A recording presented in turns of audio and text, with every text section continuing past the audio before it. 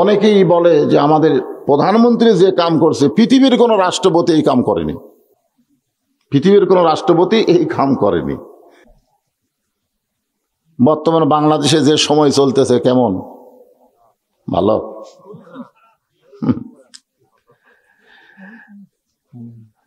এই যেখানে আমাদের আপনাকে জনপ্রিয় নেতা পলক সাহেবের ব্যাপারে বলা হলো যে এত ভোট আপনারা দিবেন, উনি যে উঠবে এ ব্যাপারে কোনো সন্দেহ নাই, কিন্তু ভোটটা একটু বেশি দরকার। আমাকে একজন বলতে, হুজুর আগামী 7ই জানুয়ারি কি হবে? আমি বললাম আমি বলবো না ভাই, হুজুর মানুষ তোমরাই কও, কেন হুজুরা কিছু বললি দোষ, জোরে কোন কথা ঠিক না, তোমরাই কও তো কি হবে। যা আসলো তাই, যা আসলো তাই, তাহলে 2000 কোটি টাকা খরচ করার দরকার কি ভাই? সময় বড় খারাপ। ছোট বাচ্চা নিয়ে আইসে হুজুরের কাছে, ফুরফুরার হুজুর, দোয়া দরুদ পড়ে ফু দেয়, কান্না থামে না। হুজুর কান্না থামতেছে না, ফু দেওয়া হবে না, তেল ফোড়া দেন, পানি ফোড়া দেন। হুজুর দোয়া দরুদ পরে পানি ফোড়া দিছে, পানি খায় আরো জোরে কান্দে। মা বলতেছে কি রে, এটা কোন সময় দোয়া দরুদ দেয়, কান্না থামে না। একজন বলতেছে শোনেন, এই দোয়া দরুদের দরকার নেই, একটা মোবাইল কিনা চলে সামনে ধরেন, ওর কান্না থামে যাবে। একটা মোবাইল কিনা গেম চালু করে দিতে, ওই আর কান্দে না। ওই মোবাইল দেখা ছাড়া ভাতই খায় না, লাতিনি বলে তাই। আপনি বলেন যে সময় মাসুম বাচ্চারা মোবাইল দিয়ে কান্না থামাতে হয়, মোবাইল দিয়ে ভাত খাওয়াতে হয়, এই সময় ভালো? এই সময় ভালো? সেই সময়ের কসম আল্লাহ করছে। আল্লাহ জানে সময় অত্যন্ত গুরুত্বপূর্ণ। তুমি যখন বুড়ি হবা তখন বোরকা পরবা, যখন একটা বুড়াও পর্যন্ত তোমার দিকে তাকায় না, ওই সময় তুমি বোরকা গাও দিয়ে ঘুরতেছে, মরা লাগবি ভাই, বোরকা ছাড়া উপায় নেই। সীমা লঙ্ঘনকারী মানুষ হয়ে ক্ষমতার মালিক হয়। এখন যদি আমাদের মধ্যে কেউ বলে, আপনারা যদি কেউ বলেন বর্তমান ক্ষমতায় কে আছে, যদি আপনারা বলেন আওয়ামী লীগ, বলা মাত্রই আপনি বেঈমান হবেন। নতুন করে কলেমা না পড়া পর্যন্ত আপনি মুসলমান হবেন না। কারণ আমরা সকলেই জানি অহু আলা কুল্লি শাইইন কদির। তাহলে ক্ষমতার মধ্যে কাউকে যদি ক্ষমতা দেওয়া হয়, এটা কি হয়? শিরক হয়। কথা কন, কি হয়? শিরক হয়। কেউ যদি বলে আমার দল ক্ষমতায় আছে, আমার কোনো টেনশন নাই, আপনার বলেন তো দল ক্ষমতায় না আল্লাহ ক্ষমতায়? বাইরে ইমানটা মজবুত করা লাগবে। আমি সূরা আসর থেকে আপনাদের সামনে আলোচনা করব। এই জন্য আগে আপনাদের একটু ওয়াশ বোঝেন, একটা হলো ওয়াশ, তারপর হবে ওয়াশ। ওয়াশ মানে পরিষ্কার করা। এক গিলাসে আপনি পানি আমাকে দিবেন, আপনি পানি দেওয়ার সময় গিলাসটা দেখার দরকার আছে না নাই? কতক্ষণ আছে না নাই? গিলাসের মধ্যে ময়লা আছে, আপনি তার মধ্যে পানি নিয়ে এসে হুজুর খান, তখন সবাই বলবে এই খালি পানি দিলে হবে না, তো ওয়াশ করা লাগবে, ওয়াশ। তো আজকে প্রথম আপনাদেরকে ওয়াশ করে তারপরে কোরআনের পানি ঢালতে হবে। জোরে কোন কথা ঠিক কিনা? যদি ওয়াশ না হয় তাহলে পানি ঢালা কাম হবে না। ওই মাগরিব এশাও পড়েনি, ফজরও পড়বি না। জোরে কোন কথা ঠিক কিনা? একবার মুসা নবী তুর পর্বতের কিনারায় দাঁড়িয়ে আছেন। কোন নবী? মুসা নবী। তো আল্লাহ তাআলা জিজ্ঞাসা করলেন, মুসা তুমি কেমন আছো? তো মুসা আলাইহিস সালাম বললেন আলহামদুলিল্লাহ। আল্লাহ কয়, মুসা এই মুহূর্তে ফেরাউন তোমার উপর যে অত্যাচার করতেছে, তোমাকে যে নির্যাতন করতেছে, দেশ ছাড়া করতেছে, এরপরেও তুমি আলহামদুলিল্লাহ বলতেছো কেমনে? তো মুসা বলতেছে আল্লাহ আপনি কেমন আছেন। এটা কিন্তু সৌজন্যবোধ।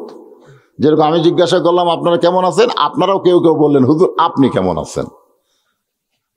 এখন আল্লাহ কেমন আছে এটা মুসাকে বুঝানোর জন্য কি বলবে? আলহামদুলিল্লাহ, সুবহানাল্লাহ। কারণ সুবহানাল্লাহ, আলহামদুলিল্লাহ, আল্লাহু আকবার এগুলো সবই আল্লাহর। ধরে কোন কথা ঠিক কিনা? হ্যাঁ। আল্লাহ বললেন মুসা আমি আল্লাহ কেমন আছি যদি জানবার চাও, ইযহাব ইলা ফিরাউন ইন্নাহু তাগা। মারাত্মক কথা, কিন্তু বাংলাদেশিরা একটু মনোযোগ দিয়ে শোনেন। আমি আল্লাহ কেমন আছি যদি জানবার চাও তাহলে ফেরাউনের কাছে যাও। কার কাছে? ইন্নাহু তগা, ফেরাউন সীমা লঙ্ঘনকারী। মানুষ হয়ে ক্ষমতার মালিক হয়। এখন যদি আমাদের মধ্যে কেউ বলে, আপনারা যদি কেউ বলেন বর্তমান ক্ষমতায় কে আছে, যদি আপনারা বলেন আওয়ামী লীগ, বলা মাত্রই আপনি বেঈমান হবেন। নতুন করে কলেমা না পড়া পর্যন্ত আপনি মুসলমান হবেন না। কারণ আমরা সকলেই জানি অহু আলা কুল্লি শাইইন কদির। তাহলে ক্ষমতার মধ্যে কাউকে যদি ক্ষমতা দেওয়া হয়, এটা কি হয়? শিরক হয়। কথা কন, কি হয়? শিরক হয়। কেউ যদি বলে আমার দল ক্ষমতায় আছে, আমার কোনো টেনশন নাই, আপনার বলেন তো দল ক্ষমতায় না আল্লাহ ক্ষমতায়? বাইরে ইমানটা মজবুত করা লাগবে। আমি সূরা আসর থেকে আপনাদের সামনে আলোচনা করব। এই জন্য আগে আপনাদের একটু ওয়াশ বোঝেন। একটা হলো ওয়াশ, তারপর হবে ওয়াশ। ওয়াশ মানে পরিষ্কার করা। এক গিলাসে আপনি পানি আমাকে দিবেন, আপনি পানি দেওয়ার সময় গিলাসটা দেখার দরকার আছে না নাই? কতক্ষণ আছে না নাই? গিলাসের মধ্যে ময়লা আছে, আপনি তার মধ্যে পানি নিয়ে এসে হুজুর খান, তখন সবাই বলবে এই খালি পানি দিলে হবে না, তো ওয়াশ করা লাগবে, ওয়াশ। তো আজকে প্রথম আপনাদেরকে ওয়াশ করে তারপরে কোরআনের পানি ঢালতে হবে। জোরে কোন কথা ঠিক কিনা? যদি ওয়াশ না হয় তাহলে পানি ঢালা কাম হবে না। ওই মাগরিব এশাও পড়েনি, ফজরও পড়বি না। জোরে কোন কথা ঠিক কিনা? বহু জায়গা দেখছি মাগরিব এশা না পড়ে ওয়াজ শুনছে, কিন্তু ওয়াজ শোনার পরে ফজর থেকে নামাজ ধরছে, আমি দেখছি। তাহলে কি হলো? হ্যাঁ, এই যে ব্যক্তি আজকে নিয়ত করবে ফজর থেকে আর সারা জীবন নামাজ ছাড়বো না, আল্লাহ বলে অতীত জীবনে যত নামাজ পড়িসনি, নিয়ত করার সঙ্গে সঙ্গে আমি সব নামাজ না পড়ার পাপকে মাফ করে দিলাম।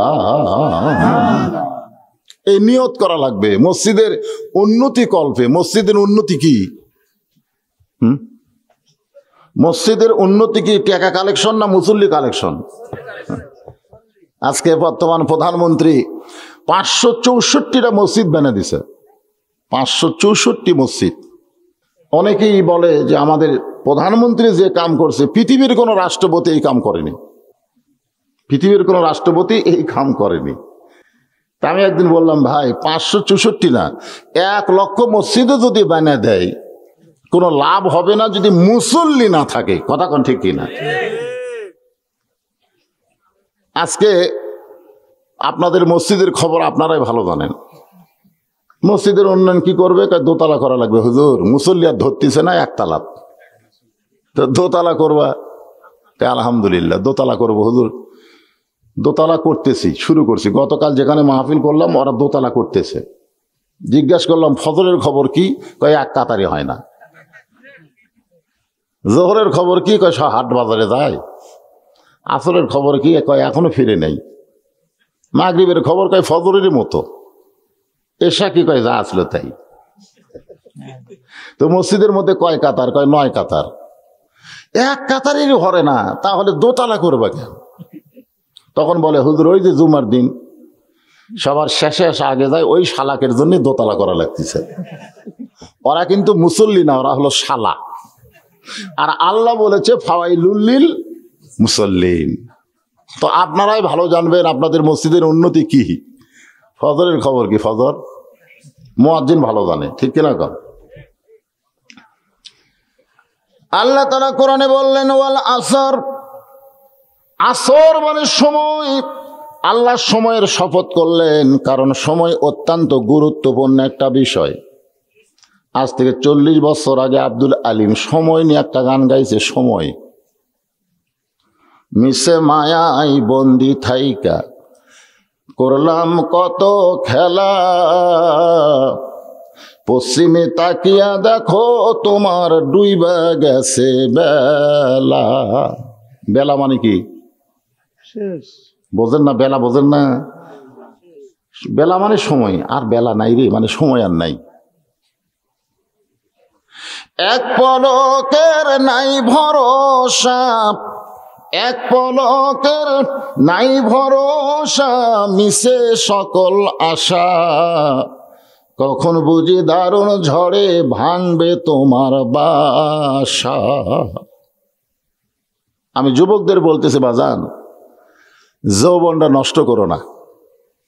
হাসরের ময়দানে আল্লাহ প্রত্যেকটা বান্দাকে বলবে, তোর শৈশবকাল বুড়াকালের কোনো হিসাব দেওয়া লাগবে না, খালি যৌবনকালের হিসাব দেওয়া জান্নাতে চলে যাও। আজকে আমাদের বাংলাদেশের যুবকেরাই সবচাইতে অন্যায় অপকর্ম বেশি করতেছে। যখন চামড়া ঢিল হবে তখন আল্লাহর সাথে মিল দিবে। জোরে কোন কথা ঠিক কিনা? লাভ নেই। কারণ সরকারি চাকরি করতে গেলে যেমন বয়স লাগে, নামাজ পড়তে গেলে তেমন বয়স লাগবে। এই জন্য রাসূলের হাদিসে বলা হয়েছে 7 বছর থেকে নামাজের তালিম দেওয়া, 7 বছর। আর 10 বছর থেকে জোর করে তাকে নামাজ ধরাও। যদি নামাজে যাবার না চাই তাহলে ঘাড় ধরে, জোরে কোন কি ধরে, এ কথা কন না কেন, ঘাড় ধরে মসজিদে নিয়ে যাওয়া লাগবে। তুমি খালি মসজিদে নিয়ে যাবার পারলে আমি আল্লাহর সব দায়িত্ব। জোরে কোন সুবহানাল্লাহ। আল্লাহ বলেছেন ইন্নাস সালাতা তানহানিল ফাহশাই ওয়াল মুনকার, একমাত্র নামাজে পড়ে মানুষকে যাবতীয় ফাহিশা খারাপ থেকে হেফাজত করতে। জোরে কোন সুবহানাল্লাহ। প্রত্যেকটা ছেলের হাতে একটা করে মোবাইল। আল্লাহ সময়ের কসম করলেন, সময়। বর্তমানে বাংলাদেশে যে সময় চলতেছে কেমন? ভালো।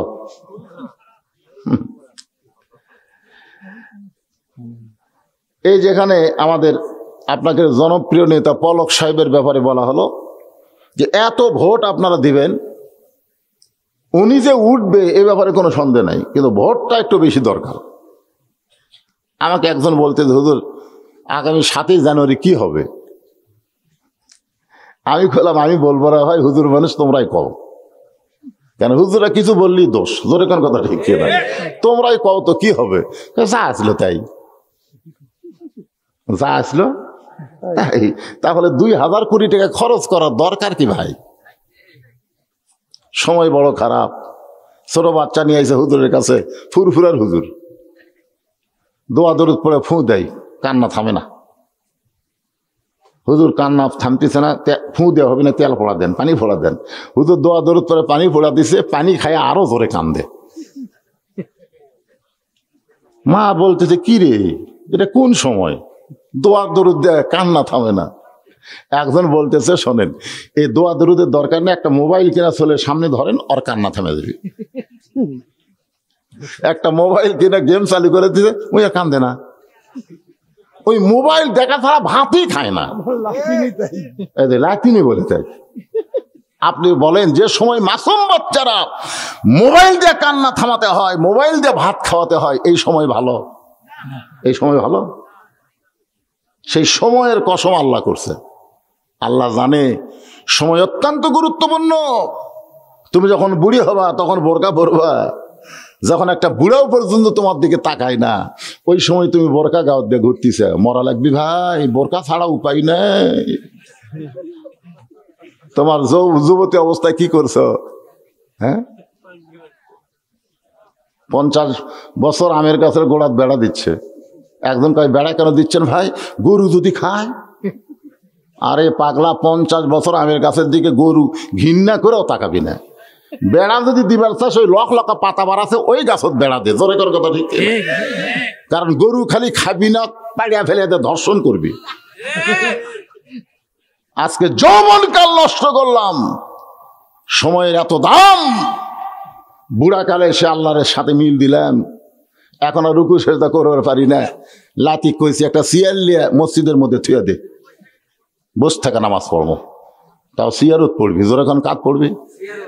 ফেরেশতাকে আল্লাহ এই শালা শয়তান সারা যৌবন নষ্ট করলো শয়তানের পাশে, আর বুড়া বয়সে এসে জামাত নষ্ট করতেছে। যখন কি নষ্ট করতেছে? জামাত। কারণ পায়ের গোড়ালির সঙ্গে গোড়ালি মিল করে কাতার সোজা করা লাগবে, আর সিয়ার থাকার কারণে ওইটার হচ্ছে না। এই কথা কর না কেন? আপনারা বলেন তো, সিয়ার যারা নিয়ে নামাজ পড়ে এরা কি যৌবন থেকে নামাজ পড়ছে? আমার এলাকার একটা সিয়ার এলাকা আমি যৌবন থেকে নামাজ পড়া দেখিনি।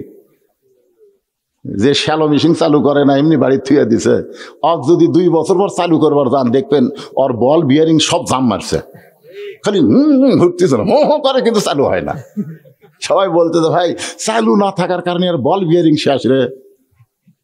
আজকে নামাজ যৌবনকালে না ধরার কারণে ওর হাঁটুর বিয়ারিং গেছে, মাজার বিয়ারিং গেছে, সব বিয়ারিং জাম ধরছে। ওই এখন সিয়ারলে বসে গেছে।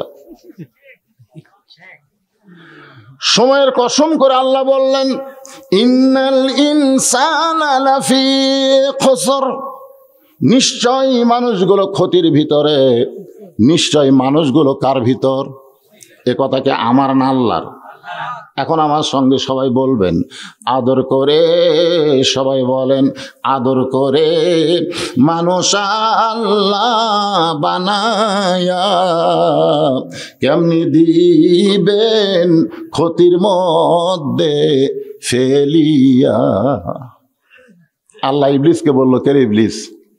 সব ফেরেশতা আদমকে সেজদা করলো, আর তুই করলি না কেন? ইবলিস কয়, আল্লাহ 6 লক্ষ বছর আপনাকে সেজদা দিছি, যে মাথা দিয়া, যে কপাল দিয়া, সেই কপাল আদমের পায়ে লাগাবো না? আল্লাহ কয়, বার হয়ে যা, আমার রহমতের হৃদয়ের মধ্যে, হেদায়েতের মধ্যে তোর জায়গা নেই। শয়তান কয়, আল্লাহ 6 লক্ষ বছর আপনাকে সেজদা করলাম, আর আদমকে একটা সেজদা করলাম না, তার কারণে আপনি আমাকে বাইর করে দিচ্ছেন? আল্লাহ কয়, শয়তান তুই জানিস না, আমি আল্লাহ আদমকে এত ভালোবাসি, আমার চাইতেও বেশি। একটা সেজদা না করার কারণে তোর 6 লক্ষ বছরের সেজদা বাতিল করেছি। যেই মানুষকে আল্লাহ এত ভালোবাসে, ইবলিস আজাদিল সেজদা না দেয়া ইবলিস হয়ে যায়, সেই মানুষ সম্পর্কে আল্লাহ বলতেছেন লাফি খুসর, ক্ষতির ভিতরে। কারণ আছে না নাই? যেখানে ইবাদতের কথা আছে, যারা আলেম ওলামা আছে তারা ভালো বুঝবেন। যেখানে আল্লাহ কোরআন ইবাদতের কথা বলেছেন, সেখানে কি বলেছেন? ওমা খলাকতুল জিন্না ওয়াল ইনসা ইল্লা লিয়াবুদুন, জিন এবং মানুষকে আমার ইবাদতের জন্য সৃষ্টি করছি। আর ক্ষতি বলার সময় আল্লাহর বলা লাগতো, কি বলা লাগতো? ইন্নাল জিন্না ওয়াল ইনসানা লাফি খুসর, নিশ্চয় জিন এবং মানুষ ক্ষতির ভিতরে। কিন্তু আল্লাহ এখানে দিনও বাদ দিয়া শুধু মানুষকে ক্ষতির মধ্যে বলার পিছনে কারণ কি? কারণ কি আপনারা জানেন? না জানলে বলবেন জানি না। জানেন? ওই যে মেলা ঘুরতেছে, লাস্টে তবারক দেওয়ার সময় আসবে, কিছু কিছু আছে না নাই? আপনাকে সিংড়ার একটা গুরুত্বপূর্ণ, সেটা হলো তবারক থাকবেই। আমি আমার ওয়াজের জীবনে এমন কোনো মাহফিল পাইনি যেখানে তবারক নাই। আজকেও আছে, তারা ধান্দাত আছে, শেষে বেলায় যাওয়া লাগবে। আল্লাহ তাআলা সূরা 3-এর 4টা শপথ করে বললেন, একটু খেয়াল করেন, অত্তিন ওয়াজাইতুন ওয়াতুরি সিনিন ওয়াহাজাল বালাদিল আমিন। আল্লাহ 4টা শপথ করে বললেন, লাকাদ খালাকনাল ইনসানা ফি আহসানি তাকওয়িম। মানুষকে আল্লাহ সর্বোত্তম আকৃতিতে সৃষ্টি করছে। কয়টা শপথ করছে? 4টা শপথ করে আল্লাহ মানুষের গুণের কথা বললেন, সৌন্দর্যের কথা বললেন, আবার সে আল্লাহ বললেন মানুষগুলো ক্ষতির ভিতরে। এই কথা বলার পিছনে কারণ হলো আল্লাহ মানুষকে এত ভালোবাসে যে ভালোবাসার কারণে মানুষ ক্ষতির মধ্যে পড়ুক, এটা আল্লাহ চায়। এই জন্য আল্লাহ বললেন, ইল্লাল্লাযীনা আমানু ওয়া আমিলুস সলিহাতি ওয়া তাওয়াসাউ বিল হাক্কি ওয়া তাওয়াসাউ বিস সবর। এখানে কয়টা কথা আছে? আমাকে রাত 11টায় দিয়েছেন টেসে, আমি 4টা কথাই বলবো সময় অনুসারে। মনে করেন না যে ছোট ছোট বাচ্চারা সামনে বসে সব ঘুম পাচ্ছে, তো মাদ্রাসার পোলা, এর কামই হলো ঘুম পাড়া। কারণ এশার নামাজের পরে সামান্য একটু পড়ানোর পরে এদেরকে ঘুমাতে দেয়। আমি প্রায় মাহফিলে বলে থাকি, মাদ্রাসার তালবে ইলমদেরকে ওয়াজ শোনা জায়েজ নেই, কারণ ওরা নিজেরাই একটা করে ওয়াজ সুবহানাল্লাহ বলেন, ওদের আর শোনা লাগবে না, ওরা তো ওয়াজ হয়েই জন্ম নিয়েছে। সুবহানাল্লাহ বলেন না কেন? এই পুচকাগুলোকে আপনি চিনেন? চিনেন আপনারা? আমার একটা মাদ্রাসা আছে, আমি ওদের চিনি। ওরা পেশাব করবার এসে গলা খাঁকারে দেয়। আমি একজনে কইলাম, কে এরকম গলা খাঁকারে দিস কেন, তোর কি কাশ হয়েছে? না হুজুর, পেশাব নিংড়ান লাগবে না, গলা খাঁকারেতে পেশাব নিংড়ে তারপরে পানি খরচ করে ঠান্ডার মধ্যে অজু করে। আমি কইলাম, অজু করলি কেন? বলে, আপনি জানেন না আমরা আল্লাহর কোরআন পড়ি, যে কোরআন ধরতে গেলে নিজের শরীর আগে পবিত্র করা লাগে। যারা আল্লাহর কোরআনের সঙ্গে সম্পর্ক করে তাদেরকে কোনো বক্তার ওয়াজ শোনা লাগবে না, এরা নিজেরা একটা করে ওয়াজ, জোরে কোনো কথা ঠিক কিনা? হ্যাঁ, যারা রাস্তা দিয়ে চলার সময় ফেরেশতা পায়ের তলে পাখা বিছিয়ে দেয়। আমরা মনে করি পা পড়ে মাটিতে, আসলে মাটিতে পড়ে না। এই বাচ্চাগুলো ছোট ছোট মাসুম বাচ্চারা সব সামনে বসে আছে। কিরে বাজান, তোরা ঘুমায়? আল্লাহ লা ইয়ামাসসুহু ইল্লাল মুতাহহারুন, ততক্ষণ পর্যন্ত স্পর্শ করতে পারবা না যতক্ষণ পবিত্র না হবা। আজকে আগডম বাগডম ঘোড়ারম সাথে ঢাক ঢোলক ঝাঁদর বাজে। ওই প্রাইমারির জন্য এক নেতা বলল, সরকার দেখেন কি বিল্ডিং করে দিছে, একটা নেতাও বলতে পারতেছে না যে একটা হাফিজি মাদ্রাসা একটা বিল্ডিং করে দিছি। জোরে কোন কথা ঠিক কিনা?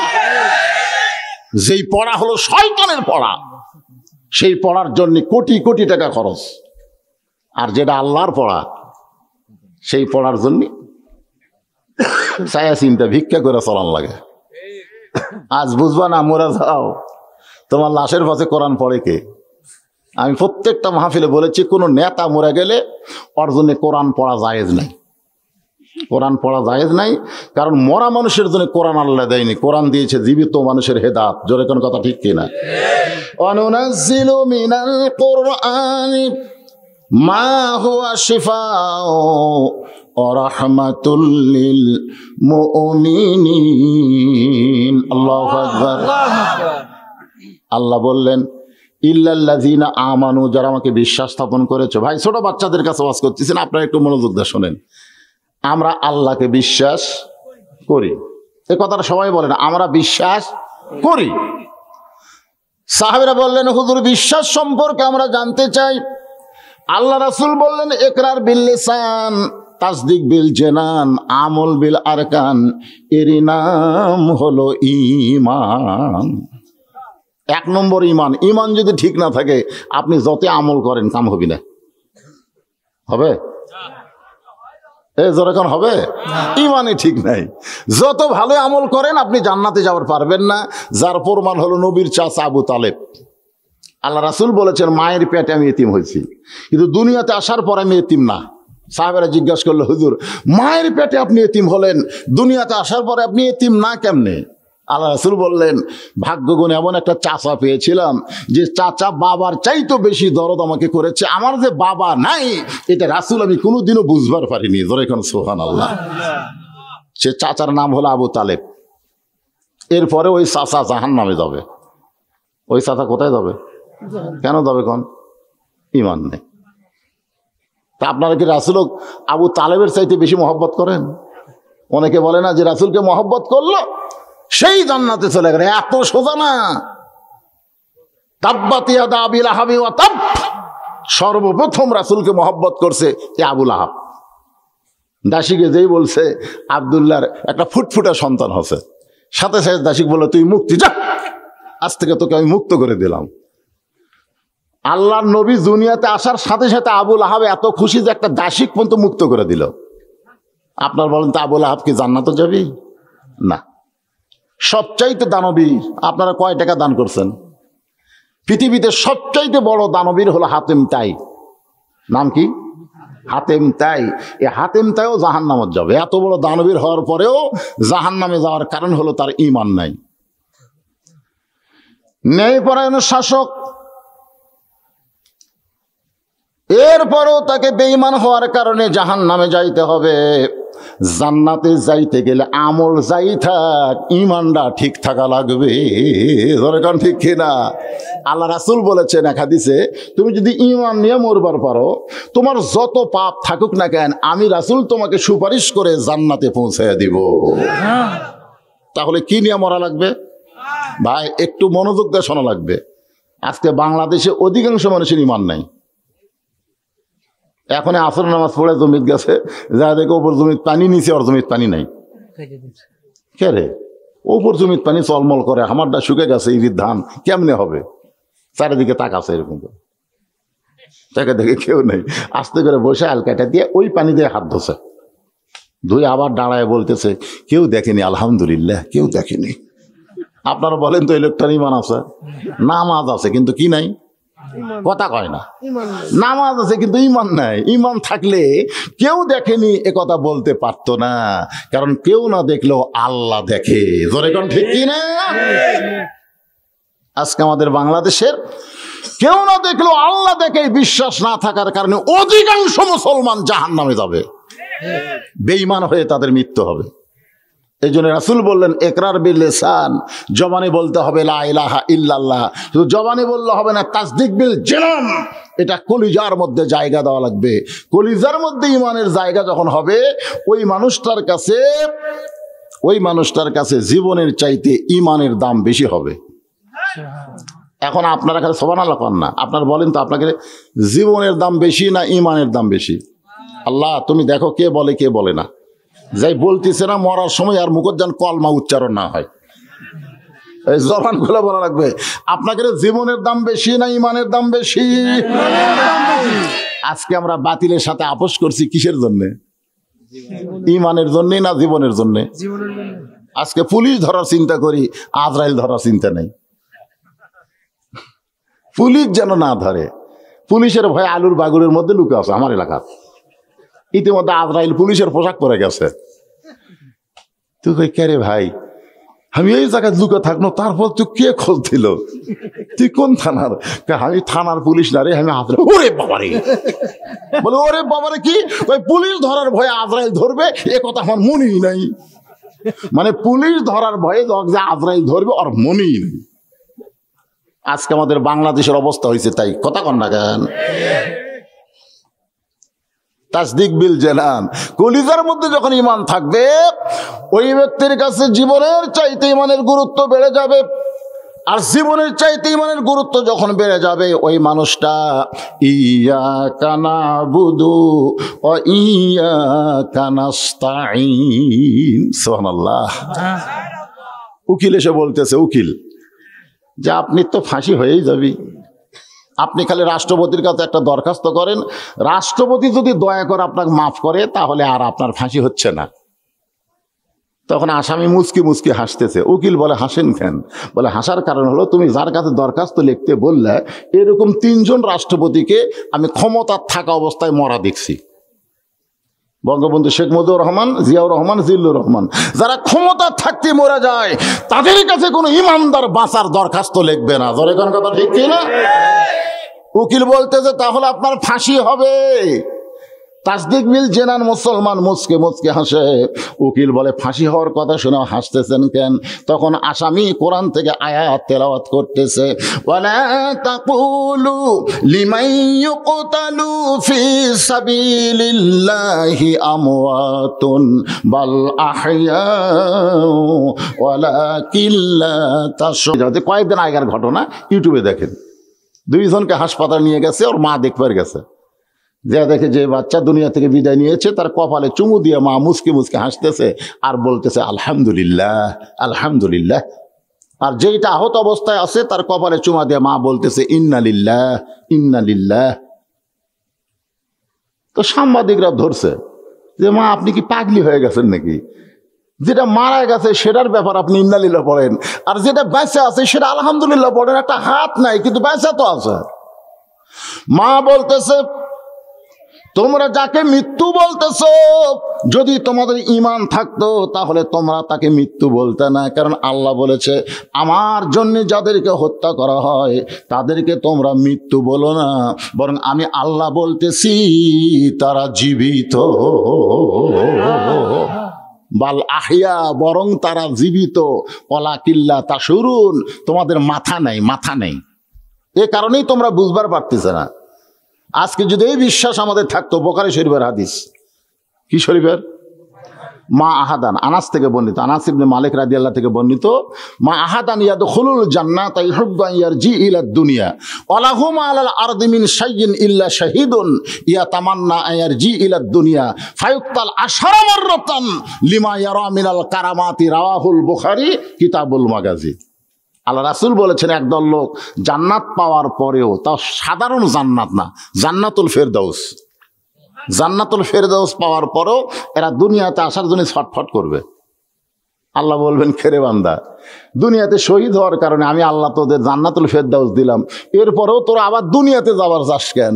তখন তারা বলবে আল্লাহ শহীদ হওয়ার সময় যে মজা আমরা পাচ্ছি জান্নাতের মধ্যে সেই মজা নাই, আমরা আবার দুনিয়াতে গিয়ে বাতিলের বিরুদ্ধে লড়াই করব, বাতিলের বিরুদ্ধে আপোষ করব না, বাতিলের বিরুদ্ধে লড়াই করে আশার আমার রাতান কুম করে হলো 10 বার আমরা শহীদ হব, তারপরে জান্নাতে আসবো। সুবহানাল্লাহ বলেন। আল্লাহ রাস্তায় জীবন দেওয়ার মধ্যে মজা আছে না?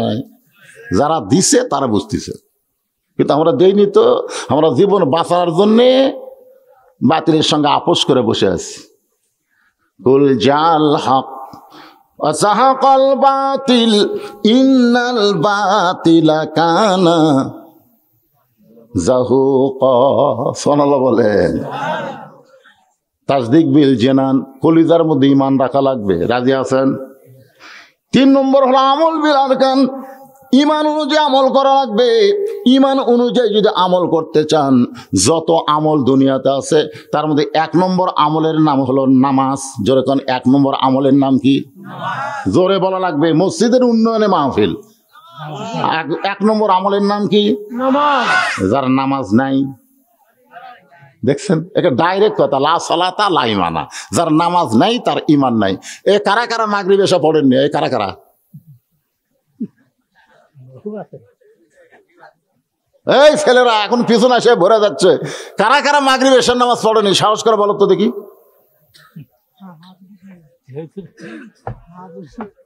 কেউ বলবে? হ্যাঁ, ঠিক আছে তো, সাউন্ড ঠিক আছে। বেশি সাউন্ড দিও না, চ্যান করলে জনগণ বুঝা হবে না। আচ্ছা ঠিক আছে। যারা যারা মাগরিব এশার নামাজ না পড়া ওয়াজ শুনতেছেন, যদি ফজরের আগে আপনার মৃত্যু হয়ে যায়, দুনিয়ার কত লক্ষ মুসলমান আপনার জানাজায় হাজির হলে আপনি জান্নাত পাবেন। গোটা পৃথিবীর সমস্ত মুসলমান যদি আপনার জন্য দোয়া করে, ইমাম মালিক বলেছেন একটা বেনামাজির জানাজায় কেউ যদি যায়, তার আমল নামায় 1 হোগবা পরিমাণ পাপ হয়। একটা বেনামাজি, কারণ বেনামাজি বাইনাল আবদি ওয়াল কুফরি তরকু সালাত, বান্দার কাফের মধ্যে পৃথক করা জিনিসটার নামই হলো নামাজ। যে নামাজ পড়ে সে আল্লাহর বান্দা, আর যে নামাজ পড়ে না সে হলো ডাইরেক্ট কাফের, ডাইরেক্ট। অনেকে লাভ দেখাবে, হুজুর আপনি কি মনে করেন আমরা জুম্মা পড়ি না? লা তাকনাতু মির রাহমাতিল্লাহ ইন্নাল্লাহা ইয়াগফিরু যুনুবা জামিয়া ইন্নাহু হুয়াল গাফুরুর রহিম। এই আয়াতের উসিলায় আল্লাহ তাআলা হাসরের ময়দানে বলবে, যারা 5 ওয়াক্ত নামাজ পড়নি, খালি জুম্মার শেষে এসে আগে বার হসো, আমি আল্লাহ তাদেরকে জান্নাত দিয়ে দিলাম, যাও। তখন এই জুম্মা পার্টি খুশি হয়ে বলবে, কে রে তোরা 5 ওয়াক্ত বাড়ছো, দেখ আল্লাহ আমাকে জান্নাত দিল। খুশি হয়ে জান্নাতের কাছে দেখবে বিশাল একটা তালা। তো বলবে আল্লাহ জান্নাত দিলেন, তালা কেন? আল্লাহ বলে চাবি তোর কাছে আছে, খুঁজে দেখ। ওরা চাবি খুঁজে দেখবে, একটা চাবি আছে, ওটা তালার মধ্যে ঢুকবি ঠিকই, কিন্তু ঘুরবি না।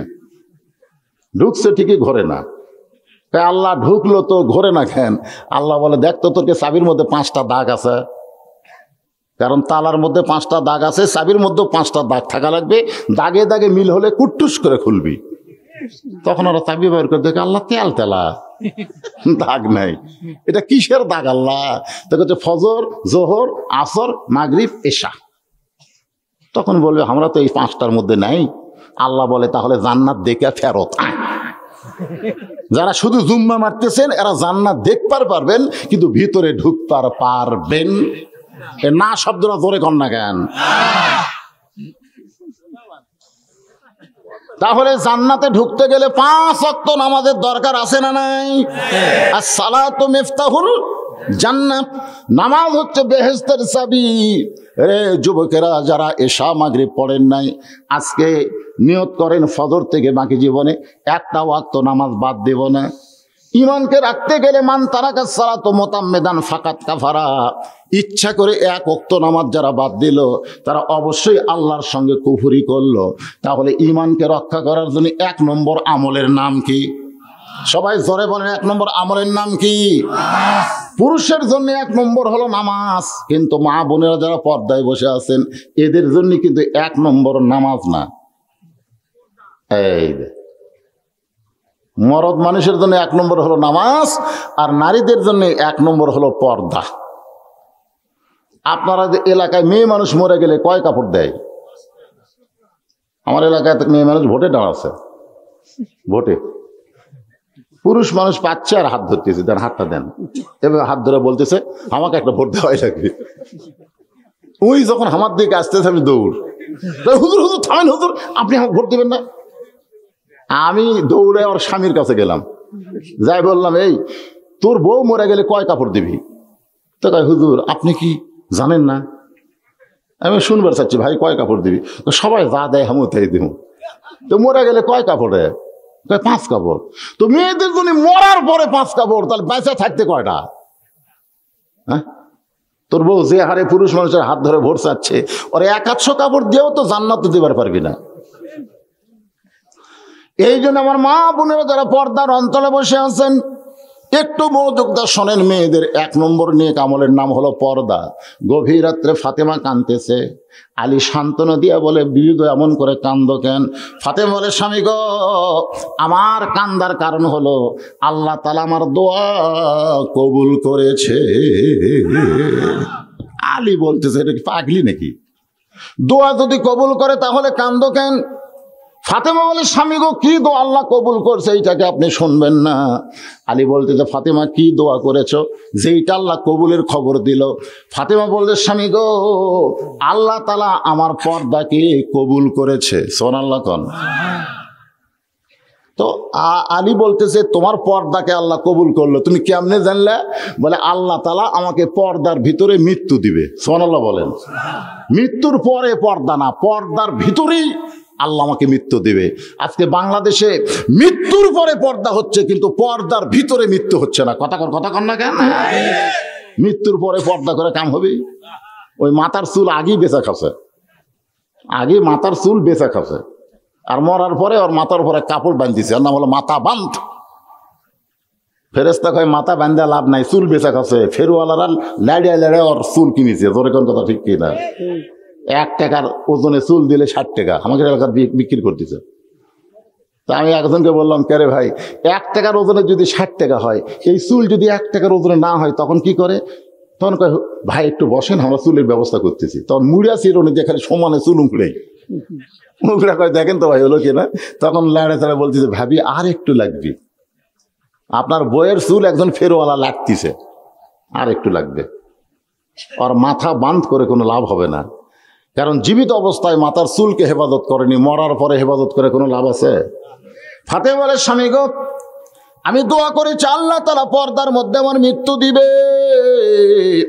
আলী বলে ফাতেমা যে পর্দা মেনে চলেছে আল্লাহ তাকে পর্দার মধ্যেই মৃত্যু দিবে। এখানে আবার কান্নার কারণ কি? ফাতেমা বলে স্বামী গো কবে মৃত্যু হবে এইটাকে আপনি শুনবেন না? আলী বলে ফাতেমা মৃত্যুর খবর আল্লাহ ছাড়া দুনিয়ার কেউ বলতে পারে? এ কথাটা জোরে বলেন, আল্লাহ ছাড়া কেউ বলতে পারে? আমাদের মধ্যে মনে হয় কিছু পারে। 5 তলার উপরে উঠে 1.5 লাখ টাকার খাট আর 12,000 টাকার কম্বল মাঘ মাসে ওরে তামানে দিয়ে 9টার সময় বলতেছে আমার বাড়ি আমার ঘর আমাক নামাইকে। 2 কান্দের ফেরেশতাকে আল্লাহ যে কথা কইল ওর কান্দর থেকে কি হবে? আল্লাহ কয় একটু ধৈর্য ধর। এই বিল্ডিং থেকে নামাতে মানুষ না পারলেও কে পারবে? সামান্য একটা ভূমিকম্প, ইরাকে আপনারা সিরিয়ার ভূমিকম্প, তারপরে তুরস্কের ভূমিকম্প দেখেননি? কয় সেকেন্ড? 48 সেকেন্ড। সামান্য একটা ভূমিকম্প দিছে, ওই এত ফোর্সে নামছে, কম্বলের মধ্যে লঙ্গি খুলে আছে, ওটাও পড়ার টাইম পায়। কান্দের ফেরেশতারা বলতেছে আল্লাহ নামাইলে তাই করে ন্যাংটা করে নামালা। আল্লাহ কয় যারা সহজে নামবার না চায় আল্লাহ নামাইলে তাদেরকে এইভাবেই নামায়। জোরে কোন কথা ঠিক কিনা? ক্ষমতার মালিক কে? একটু মনোযোগ দিয়ে শুনবেন। হযরত আলী বলতে তো ফাতেমা মৃত্যুর খবর আল্লাহ ছাড়া কেউ জানে না। ফাতেমা মুস্কি মুস্কি হাসি আর বলে স্বামী গো আপনি আমারে হাসাইলেন, আল্লাহ যদি জানায় তাহলে মানুষ জানতে পারে, আল্লাহ যদি জানায়। আলী বলতে তো ফাতেমা আল্লাহ কি তোমার জানাইছে নাকি? ফাতেমা বলে স্বামী গো আল্লাহ পাক আমাকে জানাইছে আজকে গভীর রাত্রে ফাতেমার মৃত্যু হবে। যেই বলছে আজকেই গভীর রাত্রে ফাতেমার মৃত্যু হবে, গাছের গোড়া কাটলে গাছটা যেমন ঠাস করে পড়ে যায়, হযরত আলী তেমনি পড়ে গেলেন ঘরের মাজায়। মা ফাতেমা মুচকি মুচকি হেসে স্বামীর মাথাখানা উড়াতে নিয়ে কপালে একটা চুমু দিয়ে বললেন, স্বামী গো, এমন করে আপনি কাঁদবেন না, কারণ আসলে যাইতে হবে। সবাই বলেন, আসলে যাওয়া লাগবে না? ঈসা আলাইহিস সালামকে আল্লাহ যখন চতুর্থ আসমানে নিয়ে গেলেন, বর্তমানে ঈসা নবী কোন জায়গাতে আছে? জোরে কোন জায়গায় আছে? খ্রিস্টানরা মনে করে ঈসাকে ওরা মারছে, আসলে ঈসা নবী কিন্তু মরে নাই। আল্লাহ রাখছে কোথায়? চতুর্থ আসমানে। ঈসা বলতেছে, আল্লাহ, দুনিয়াতে মানুষ মরার জন্যই যায়, তা আমার যে চতুর্থ আসমানে নিয়ে আসলেন, আমার কি মৃত্যু হবে না? আল্লাহ বলে, ঈসা, তোমার মৃত্যু হবে। ঈসা বলতেছে, কোথায় মৃত্যু হবে? বলে, দুনিয়াতেই হবে। এখান থেকে আমরা একটা শিক্ষা পাইলাম, দুনিয়াতে মানুষ মরার জন্যই যায়, দুনিয়াতে কেউ বাঁচার জন্য আমরা নাই। যত মানুষ আজকে আমরা আলোচনা শুনতেছি সবাই মরবো। জোরে কোন কথা ঠিক কিনা? ফাতেমা বলে, স্বামী গো, এমন করে আপনি কাঁদবেন না, আসলে যাইতে হবে। ওগো স্বামী, আপনি হলেন জ্ঞানের সম্রাট, আপনি হলেন আসাদুল্লাহিল গালিব, আপনি হলেন একজন আল্লাহর সিংহ, আর আপনি হলেন জ্ঞানের সম্রাট। মরার খবর শুনে এমন করে যদি আপনি কাঁদেন, তাহলে মৃত্যুর পরে আমার তিনটা চাহিদা কে পূর্ণ করবে? আলী কান্দার বলে, ফাতেমা, দুনিয়ার জীবনে গরিব ছিলাম বলে তুমি কিছুই চাইলা না, মরার পরে তুমি কি চাইবা ফাতেমা? আপনার আমার জামাই ওয়াজ করে গেল। আপনারা বলেন তো, হযরত আলী ধনী ছিল না গরিব ছিল? কেমন গরিব? একদিন গভীর রাত্রে হযরত আলী ঘুম থেকে চেতন পায়ে দেখে ফাতেমা নাই। ফাতেমা নাই। হাসান হোসেন ঘুম পাড়তেছে, কিন্তু মাও নাই। আলীর সন্দেহ হয়ে গেল, কে রে, এই গভীর রাত্রে ফাতেমা কোথায় গেল? হযরত আলী দরজায় এসে তাকায় দেখে কালো চাদর মাথায় দিয়া গভীর রাত্রে ফাতেমা খুব জোরে জোরে হাঁটতেছে। আলীর সন্দেহ হয়ে গেল, স্বামীর ঘুমায় রেখে আমার বউ কোথায় যায়? নিরাপদ দূরত্ব বজায় রেখে পিছনে পিছনে রওনা দিলেন। আল্লাহর নবী যেই ঘরে ঘুমাইতেছে ওই ঘরের জানলার পাশে ফাতেমা দাঁড়াইছে। হযরত আলীর সন্দেহ হয়ে গেল, হয়তো আমার বিরুদ্ধে গভীর রাত্রে কিছু বলার জন্য আইছে, যে ফাতেমা কি বলে আমি একটু শুনবো। ফাতেমা ডাক দিলেন, বাবা, দিনের বেলা আসতে পারিনি বাবা, কিন্তু রাতের অন্ধকারে আপনার জানলায় মেহেরবানি করে একটু ঘরের দরজা খুলে দেন। যেই মাত্র নবী ঘরের দরজা খুলে দেয়, হযরত আলী এক দৌড়ে জানলার কাছে গিয়া কানটা লাগায়, দেখি বাপ মেয়ের মধ্যে কি গল্প হয়। আল্লাহ রাসূল বলেন, ফাতেমা, তুই একা একা কেন ঘরে ঢুকলি মা? আমার আলীকেও ঘরের মধ্যে নিয়ে আয়। সাল্লাল্লাহু বলেন। আলী জানলার কাছে চুম করছে, কে রে, আমি জানলার ধারে, এটা নবী কেমনে জানলো? আমাকে বাংলাদেশে একদল আলেম বলে নবী কিছুই জানে না। নবী কিছু মানে না, জানে না। আল্লাহ নবীর যত সাহাবীরা, শোনেন, নবীর যত সাহাবীরা, রাসূল প্রশ্ন করলেন, এটা কি তোমরা জানো? তখন সাহাবীরা কি বলছেন আপনারা বলেন তো? এই হাদিসগুলো পড়ে দেখবেন, সাহাবীরা প্রত্যেকটা কথাই বলেছে আল্লাহ এবং রাসূল ভালো জানে। কোনোদিন কোনো সাহাবীরা বলেনি আল্লাহ ভালো জানে, এ কথা কোনো বেয়াদব বলেনি। সাহাবীরা বলেছে, শ্রেষ্ঠ ছাত্র যারা, তারাই বলেছে আল্লাহ এবং রাসূল ভালো জানে। আপনারা এমন কোন হাদিস দেখাতে পারবেন সাহাবীরা বলেছে হুজুর আল্লাহ ভালো জানে? এ কথা কেউ বলেনি।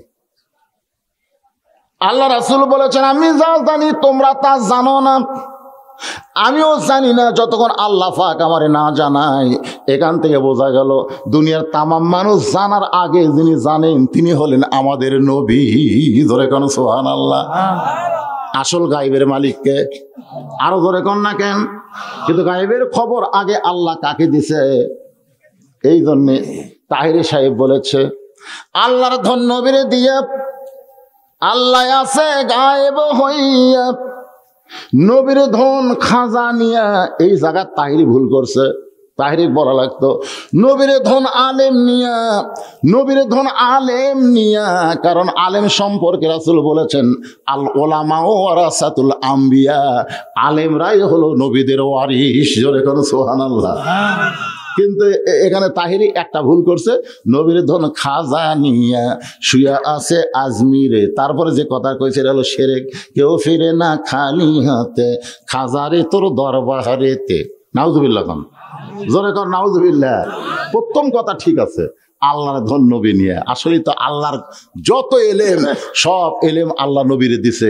এই কোরআনটা হচ্ছে আমার আল্লাহর। ধরে কোন কথা ঠিক কি না? একটু মনোযোগ দিয়ে কথাগুলো শুনতে হবে।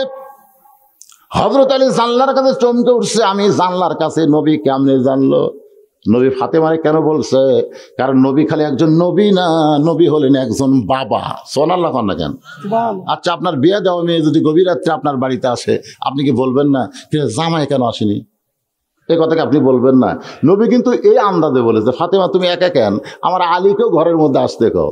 ফাতেমা বলতেছে, বাবা আপনি জানেন না। সুবহানাল্লাহ বলেন।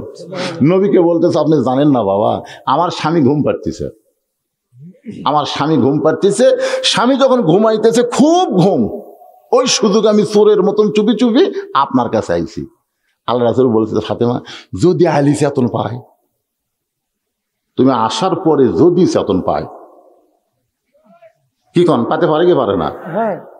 তাহলে তোমাকে যে সন্দেহ করবে। ফাতেমা কয়, আব্বা যে কি কয়, আল্লাহ ভাগ্য করে আমার এমন একটা স্বামী দিছে, আমারে কোনোদিন সন্দেহ করবে।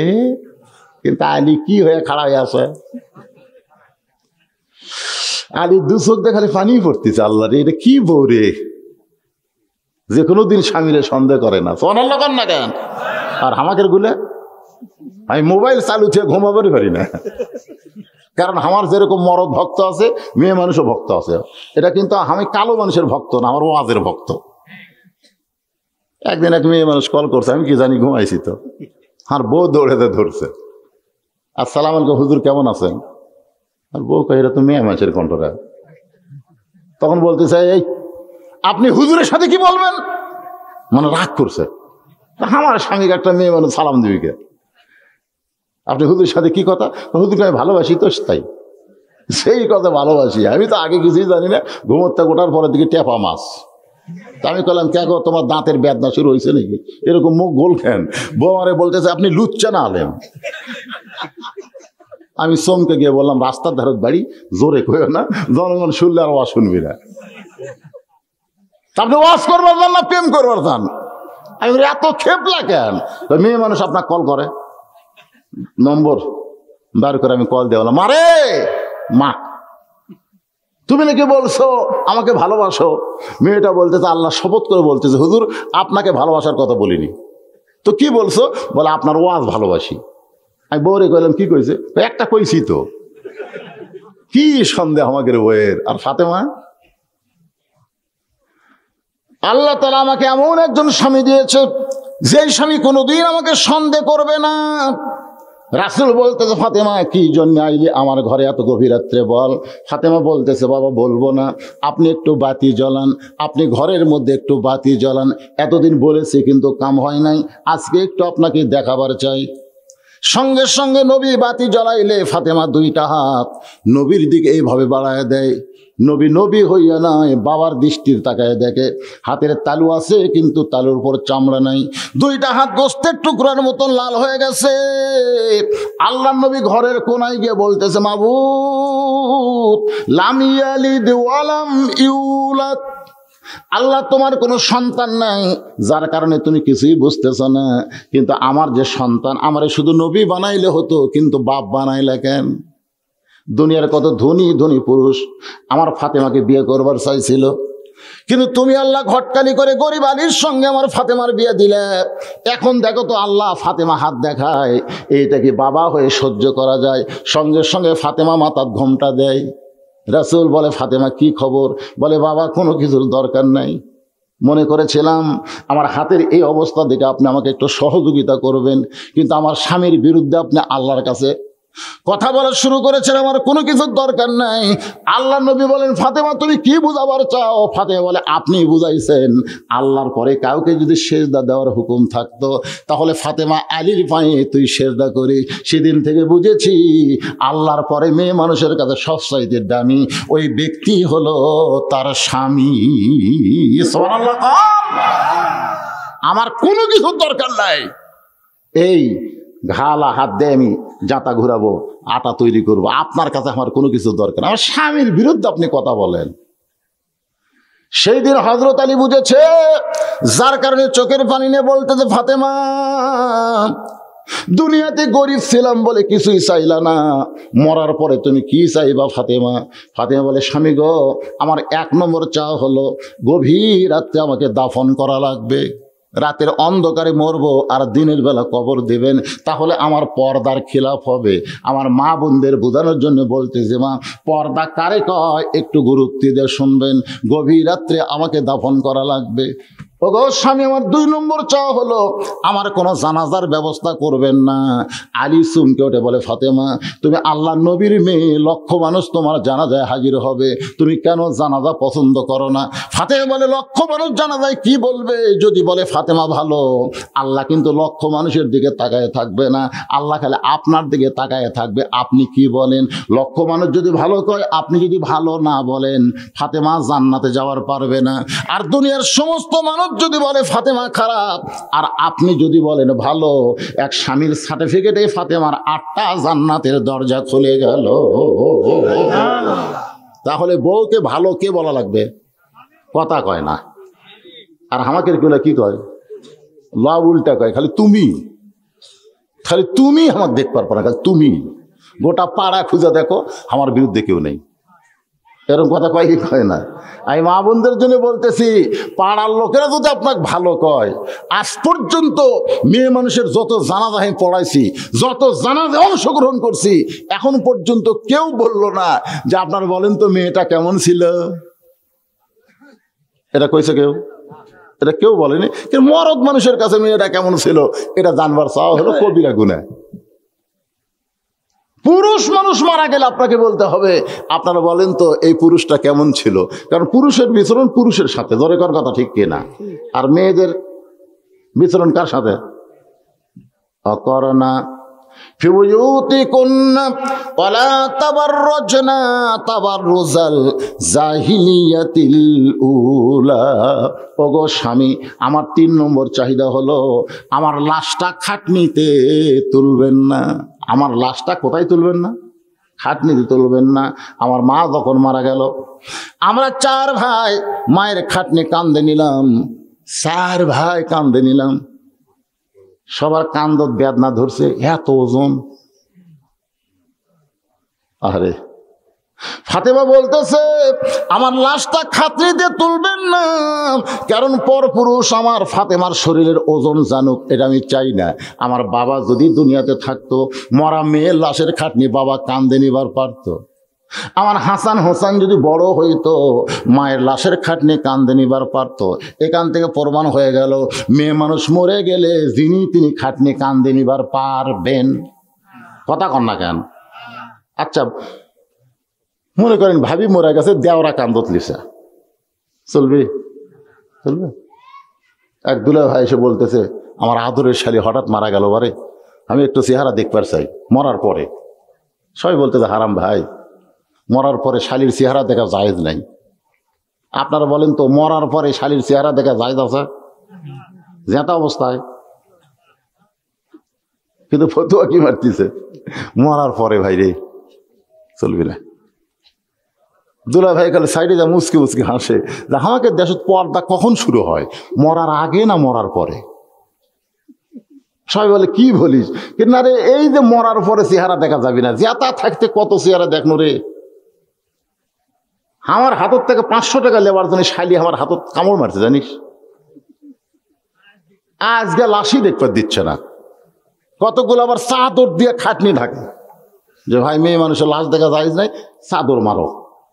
একটা চাদর দিয়ে খাটনি ঢাকিছে, ফেরেশতারা খালি ঘুরতেছে আর বলতেছে, আল্লাহ এই জীবিত অবস্থায় গোটা পাড়া ঘুরিছে, আর মরার পরের খাটনি ঢাকা তো ব্যাপার কি? আল্লাহ বলতেছে, ওরা বাংলাদেশ রে, ওরা বাঁচতে মানে না রে, মরার পরে মানে রে। ফাতেমা বলে, স্বামী গো, আমার লাশটা কান্দে করে নিয়ে আপনি জান্নাতুল বাকির পূর্ব কোণায় সবুজ রঙের একটা বাতি জ্বলবে, ওই বাতি বরাবর আমাকে দাফন করবেন। আমার কবর যদি আপনার খুঁড়তে কষ্ট হয়, আপনার একান্ত বন্ধু যদি কেউ থাকে দুনিয়ায়, তারে বলবেন সে যেন ফাতেমার কবরটা খনন করে, দুনিয়ার কোনো মানুষকে যেন না বলে। বিশ্বস্ত বন্ধু যদি আপনার থাকে, কারণ আপনাকে বলতে পারবো না যে আপনি আমার কবর খোঁড়েন, কারণ বিবির কবর স্বামী খোঁড়া বড় কষ্ট হবে। আর আমি আপনার সাধারণ কোনো বিবি না, আপনার বিবি হওয়ার পরেই আপনি বুঝবার পারছেন সাইয়্যিদাতুন নিসাই আহলিল জান্নাহ। জোরে কান সুবহানাল্লাহ। সাইয়্যিদাতুন নিসাই আহলিল জান্নাহ নাম কি? ফাতেমাতুজ জহুরা। এই নামটা কর পারেন না কেন? ফাতেমাতুজ জহুরা, যমুনা লয়, জহুরা। এই জহুরা মানে কি? একজন বলতে ফুল। জহুরা শব্দের অর্থ বুঝতে হবে। আমার মা বোনেরা যারা পর্দায় আছেন একটু মনোযোগ দিয়ে শোনেন। হযরত আলীর বিশ্বস্ত বন্ধু ছিলেন আবু যর গিফারি। তার জানলার পাশে গিয়ে গভীর রাত্রে কাঁদতেছে। আবু যর গিফারি চমকে গেল, এই গভীর রাত্রে আমার জানলার পাশে কে কান্দে? দরজা খুলে বাইরে এসে দেখে আসাদুল্লাহিল গালিব কাঁদতেছে। আবু যর গিফারি বলে, আলী, জীবনে কত যুদ্ধ করলাম তোমার সঙ্গে, কোন যুদ্ধে পরাজিত হয়ে তোমাকে কাঁদতে দেখি নাই। আজকে গভীর রাত্রে কোন যুদ্ধে তুমি পরাজিত হয়ে আমার জানলার পাশে এমন করে কাঁদতেছ? আলী বলতেছে, আবু যর, যা একটা কবর কর। আবু যর গিফারি বলতেছে, রাতের বেলায় কবর করতে হবে, দিনের বেলায় কি কবর খোঁড়া যাবে না? আলী বলতেছে, একজন পর্দানিশী রাতের বেলা বিদায় নিবে, এখনো নেয়নি, রাতের বেলা বিদায় নিবে, রাতের বেলায় তাকে দাফন করতে হবে। আবু যর গিফারি বলতেছে, আলী ভাই, সেই পর্দানিশী কে গো? তার নাম কি আপনার মুখস্থ নাই? আলী বলতেছে, আমার হাসান হোসাইন 6 মাস আগে নানা হারাইছে, আজকে 6 মাস পরে আবার মা হারাবে। নানা হারাচ্ছে কয় মাস? 2 চোখের পানি, হাসান হোসেনের চোখের পানি এখনো বন্ধ হয়নি। যে কোনো সাহাবী দেখলেই বলতো, ভাই আমার নানা কোথায় গেছে? 2 ভাই একসঙ্গে গলা ধরে বেড়ায় আর গোটা মদিনা খোঁজে, নানা নানা বলে কান্দে। কেউ কয় না, কারণ আবু বকর রাদিয়াল্লাহু বলেছে, এই সাহাবেরা শোনো, হাসান হোসেন যতদিন নানা খুঁজবে, খবরদার তোমরা রওজা দেখাই দিবা না। যতদিন নানা খুঁজবে, জোরে কোন কি খুঁজবে? যেদিন নবী খুঁজবে সেদিন তোমরা রওজা দেখায় দিও। যেদিন কি খুঁজবে? নবী। নবী কোথায়? নবী কোথায়? ওই জায়গায়। কিন্তু ওরা খুঁজতে দেখি নানা না নবী। আবু বকর বলতে, যতদিন হাসান হুসাইন নানা নানা বলে কানবে, খবরদার রওজা মোবারক দেখায় দিও না। কারণ আমি আবু বকর জানি, হাসান হুসাইন যদি রওজার পাশে গিয়া 2 ভাই একত্র চিৎকার করে ডাক দেয় নানা, আমি আবু বকর বলতেছি নবীর ঘুম ভেঙ্গে যাবে। ইসলামের আলো জ্বালায়া দিয়া নবী ঘুমায়া আসেন সোনার। কবার চাচ্ছেন না সবাই? কি এই গান গাইলে ইমান দুর্বল হবে? তাহলে সবাই জবান খোলেন, ইসলামের পতাকা উড়ায়া দিয়া নবী শুইয়া আসেন সোনার মদিনায়। আবু যর গিফারি বলতে, চালি রে, আল্লাহর কাছে ফরিয়াদ করো, মাত্র 6টা মাস আগে নানা চলে গেছে, 6 মাস পরে যদি মা মারা যায়, তুমি হাসান হুসাইনকে কেমনে সামাল দিবা? আলী বলতে, যে পরের কথা পরে চিন্তা করা যাবে, যা একটা কবর কর। আপনাদের এলাকায় গোরস্থান আছে না নাই? যাইতাই কবর করবে নাকি? যাইতাই। আমার এলাকার কেউ মরলে ওরাই 5 জন, গোটা গোরস্থানের সমস্ত কবরের দায়িত্ব ওরা 5 জন। শালারা একজনও নামাজ পড়ে না। আয়সা কয়, ভাই কবর খুঁড়তে গেলে খুবই কষ্ট রে, 5 প্যাকেট সিগারেট দে। তখন কি করবে? 5 প্যাকেট সিগারেট দেয়, ওরা ওটি থাকেই সিগারেট ধরায়। গোরস্থানত যায় কোদাল মারতেছে, ওর মুখতে একটা, যাই মাটি সমান করতেছে ও একটা টানতেছে, যাই মাটি তুলতেছে ওর মুখতে একটা, যাই দিক নির্দেশনা দিচ্ছে, ভাই এই দিক দেখো এই দিক দেখো, ওই একটা টানতেছে। 5টা টানতেছে গোরস্থানত, গোটা গোরস্থান বিড়ির গন্ধ। একটা ফেরেশতা গোরস্থানত নাই, সব রাস্তা। আল্লাহ কয়, কে রে ফেরেশতা, তোরা গোরস্থান বাদে রাস্তাত কেন? আল্লাহ, যে দুর্গন্ধ আপনি তো জানেন, ফেরেশতারা দুর্গন্ধ সহ্য করতে পারে না। গোটা কবর খুঁড়তে খুঁড়তে 5 প্যাকেট সিগারেট শেষ, গোরস্থানে মাটি পর্যন্ত বিড়ি বিড়ি গন্ধায়। আপনার বলেন তো, যে ব্যক্তি বিড়ি খায়, সিগারেট খায়, তার কাপড়ের গন্ধ আছে না নাই? যে খাটত থাকে তার গন্ধ আছে না নাই? ওই যেটা ধরবি সেটাই, যে গিলাসে পানি খাবি ওটাও গন্ধ। তো কিছুক্ষণ আগে কবর খুঁড়ে সিগারেটের গন্ধ দিয়ে কবরের মধ্যে নামে দিয়ে গেছে, মুনকিন নাকি ঢুকে নাক ধরে ঢুকছে, নাক ধরে ঢুকে ওর দাড়ি যদি থাকে দাড়ি, না চুল থাকলে চুল, ওঠ ওঠ। তখন বলবে, কে রে ভাই তোরা কারা? কয় মুনকিন নাকি। তো প্রশ্ন করা বাদ দে, আমাকে এরকম, এই শয়তান বল তোর কবর কোন বিয়ে খোর করলো? তুই দুনিয়ার বাড়ি বানাইতে একটা ভালো মিস্ত্রি খুঁজিস, যেই বাড়িতে থাকার গ্যারান্টি নাই সেই বাড়ি বানাইতে কোন মিস্ত্রি ভিত মজবুত, কোন মিস্ত্রি সিমেন্ট রড ঠিক মতো দিবার পারে, ওই মিস্ত্রি তুই খুঁজিস। আর 50,000 বছর কবরে থাকবি শয়তান, সেটা কোন মিস্ত্রি খুঁড়বি? একটা ভালো মিস্ত্রির দরকার নাই? এই জোরে কেন আছে না? কথা কর না, কেন আছে না? নাই নামাজে বাদ দে, বেনামাজি দিছে কবর খুঁড়বার। এক জানাজাতে এরকম, আমি জানাজা সময় চলে যাচ্ছে, আমি জানাজা ওরা আসে না, ওরা কবর খুঁড়ে বাড়ির যা গোসল করতেছে, গোসল টোসল করে সাইজ হয়ে তারপর আসবে।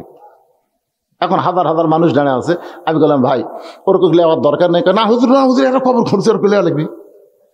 4 জনের মধ্যে 3 জন আসছে, একজন আসতে করতেছে দেরি, আমি জানাজা শুরু করছি। জানাজা শেষ হতে ওর গরমকে দেখে, হুজুর আপনি জানাজা পড়ালেন তার মানে? আমি বললাম, কেরে পাগলা, জোহরের নামাজের পরে জানাজা হচ্ছে, তুই কি জোহর পড়ছু? আর কথা নাই, জুতের বাড়ি খাবো। জানাজা হচ্ছে ফরজে কিফায়া রে, তোর মতন বেনামাজি না হলেও জানাজা চলবি, কিন্তু জোহরের নামাজ হলো ফরজ আইন। যে ব্যক্তি জোহরের নামাজ পড়ে না, জানাজাত শামিল হয়, জানাজায় যায় মরিছে, ওরা আল্লাহ কষ্ট দেয়। জোরে কোন কথা ঠিক কিনা? এই শালা শয়তান তোর জানাজা চালু করে। একটু মনোযোগ দেবেন, যিনি তিনি কবর খুললে হবে না, যিনি তিনি আপনাকে গোসল করালে হবে না, যিনি তিনি আপনার জানাজা পড়ালে হবে না। আপনাকে একটু দুনিয়া থেকে এগুলো ঠিক করা লাগবে। পৃথিবীর সর্বশ্রেষ্ঠ মানুষ হলো মুয়াজ্জিন। আপনি আপনার মসজিদের মুয়াজ্জিনকে বলবেন, ভাই আমি মরে যাওয়ার পরে আমার লাশটা তুমি গোসল করাইয়া দিও, আর এই গোসল করার বিনিময়ে আগাম তোমাকে 5,000 টাকা দিলাম। মুয়াজ্জিন যদি বলে, ভাই তোর আগে যদি আমি মরি, তখন আপনি বলা লাগবে মাফ করে দিলাম। কারণ রাসূল বলেছে, বেলাল আইতো, বেলাল নবীর কাছে গিয়ে বলে, হুজুর কি জন্যে? বলে, তুই তো আমার চাইতে আধাত খাটো রে। তো বেলাল বলতেছে, হুজুর আপনি হলেন ইমাম, আমি মুয়াজ্জিন, খাটো তো হবই। আল্লাহ রাসূল বলতেছে, আজকে তো খাটো রে, কিন্তু হাসরের ময়দানে তুই আমার চাইতে 1 হাত লম্বা। বেলালকে, হুজুর কি খন? বলে, মুয়াজ্জিন হওয়ার কারণে আল্লাহ তোর মাথাটা লম্বা করে দিবে। শুধু মাথা লম্বা থাকবে না, আল্লাহ তোর মাথায় নূরের একটা টুপি পরায় দিবে। জোরে করে সুবহানাল্লাহ। বেলাল, এক জায়গায় গিয়ে আমি ভয় করতেছিলাম, জিবরাইলও আমার সাথে নাই, কেউ নাই, আল্লাহর আরশে যাচ্ছি, এমন ভয় লাগলো। হঠাৎ দিকে আমার সামনে হাঁটতেছে, আমি বললাম, আল্লাহ কে হাঁটে? আল্লাহ কয়, মুয়াজ্জিন হাঁটে ইমামের আগে, কারণ আগে মুয়াজ্জিন না হলে আযান হয় না, আগে মুয়াজ্জিন যায়, পিছনে পিছনে ইমাম আসতেছে। রাসূল কয়, আল্লাহ এটা কোন মুয়াজ্জিন? কয়, বেলাল। হায় হায় রে, নবী মেরাজ করে আসার পরে বলতেছে, বেলাল শোন তো, তুই কি আমল করিস রে, যে আমল করার কারণে আমার আগে তোর পায়ের শব্দ শোনা যায়। বেলাল বলতেছে, হুজুর আমি আজান দিলে আপনার কাছে এত লোভান, আপনি বলেন তো ফজরে আজান আমার কানত কে দেয়?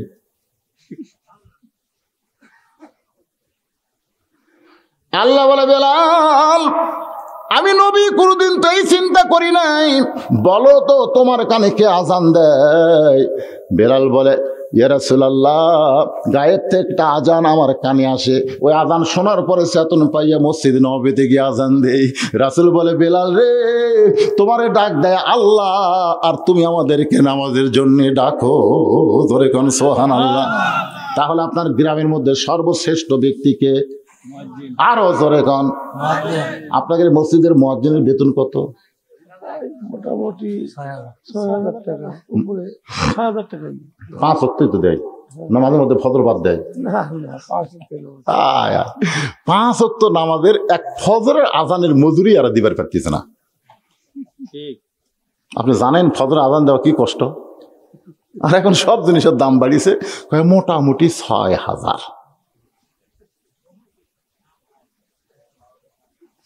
কি মনে করতেছেন ভাই রে? আমাকে এলাকার মসজিদের অধিকাংশ মুয়াজ্জিন দাঁত ছাড়া, দাঁত নেই, বুড়া হয়ে গেছে, ওখার কেউ ডাকে না, তখনই মুয়াজ্জিন হয়।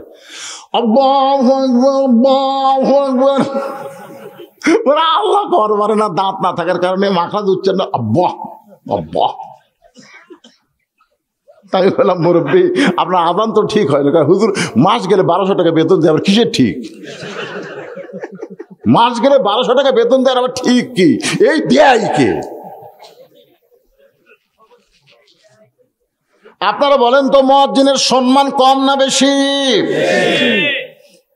আপনার ইমামকে বলবেন, হুজুর আপনাকে আমরা যাচাই করে মসজিদে নিয়োগ দিয়েছি, আমি মরে গেলে আপনি আমার জানাজার ইমামতি করবেন। সুবহানাল্লাহ কন। আর নিজের সন্তান যদি থাকে তাহলে তো সোনায় সোহাগা। কারণ জীবনে বহু মানুষের জানাজা করেছি, আমার বাবার জানাজাও আমি পড়াইছি, আবার গতকাল আমার মায়ের জানাজা পড়ালাম। দুনিয়ার যত মানুষের জানাজা করেছি আমি শুধু দোয়া পড়েছি, দোয়া করার পরে সালাম ফিরাইছি, জানাজা শেষ। কিন্তু বাবার আর মায়ের জানাজায় আমার শুধু দোয়া না, আমার চোখ দিয়ে দর দর করে পানি পড়তেছে।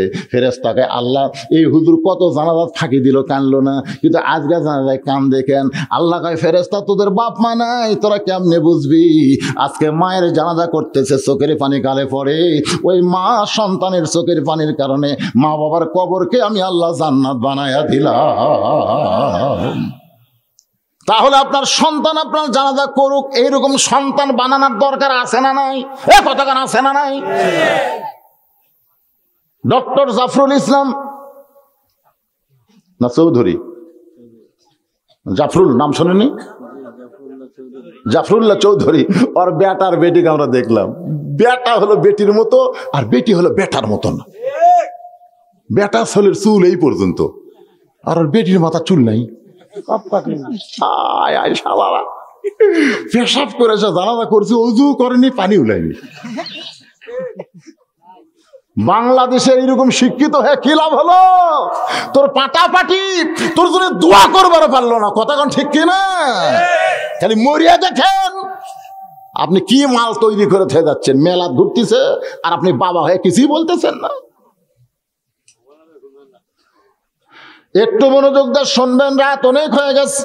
রাত আমি লম্বা করব না, আসর থেকে কথাগুলো বলেই আমি আপনাদের সামনে মোনাজাত করব। বাজানকে একটু খেয়াল করবেন।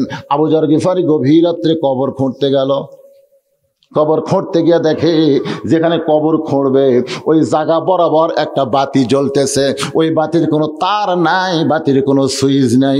বিনা তারে বিনা সুইচে আমার আল্লাহ তাআলা অটোমেটিক জ্বলায়া দিছে।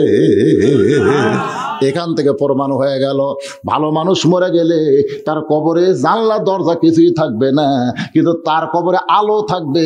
এই আলোটা আল্লাহ জান্নাত থেকে কবর পর্যন্ত পৌঁছে দিবে। অন্ধকার কবর থাকবে না ভাই।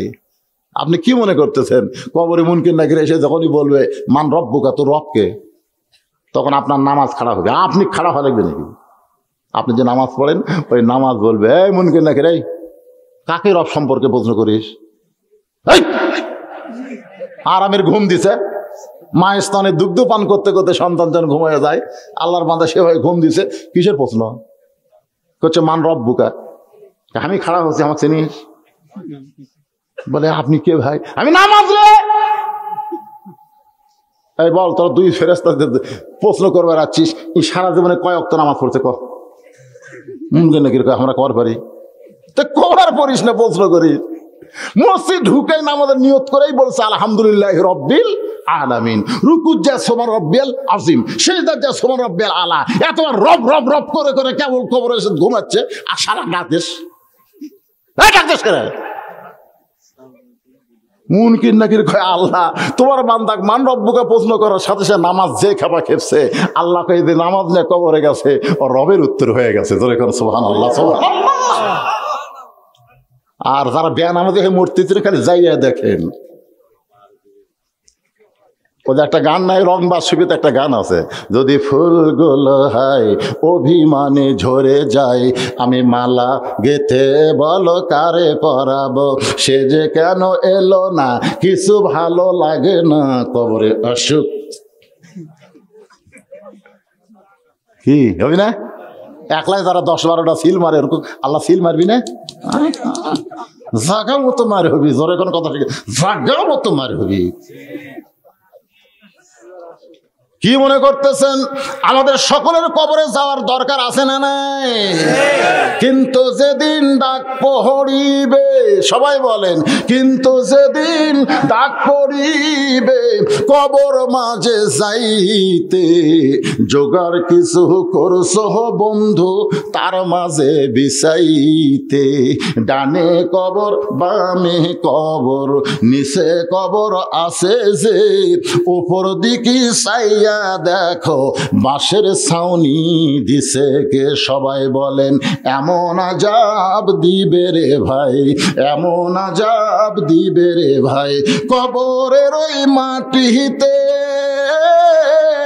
গলা ফেটে রক্ত ঝরবে চিৎকারের ওই চোটেতে।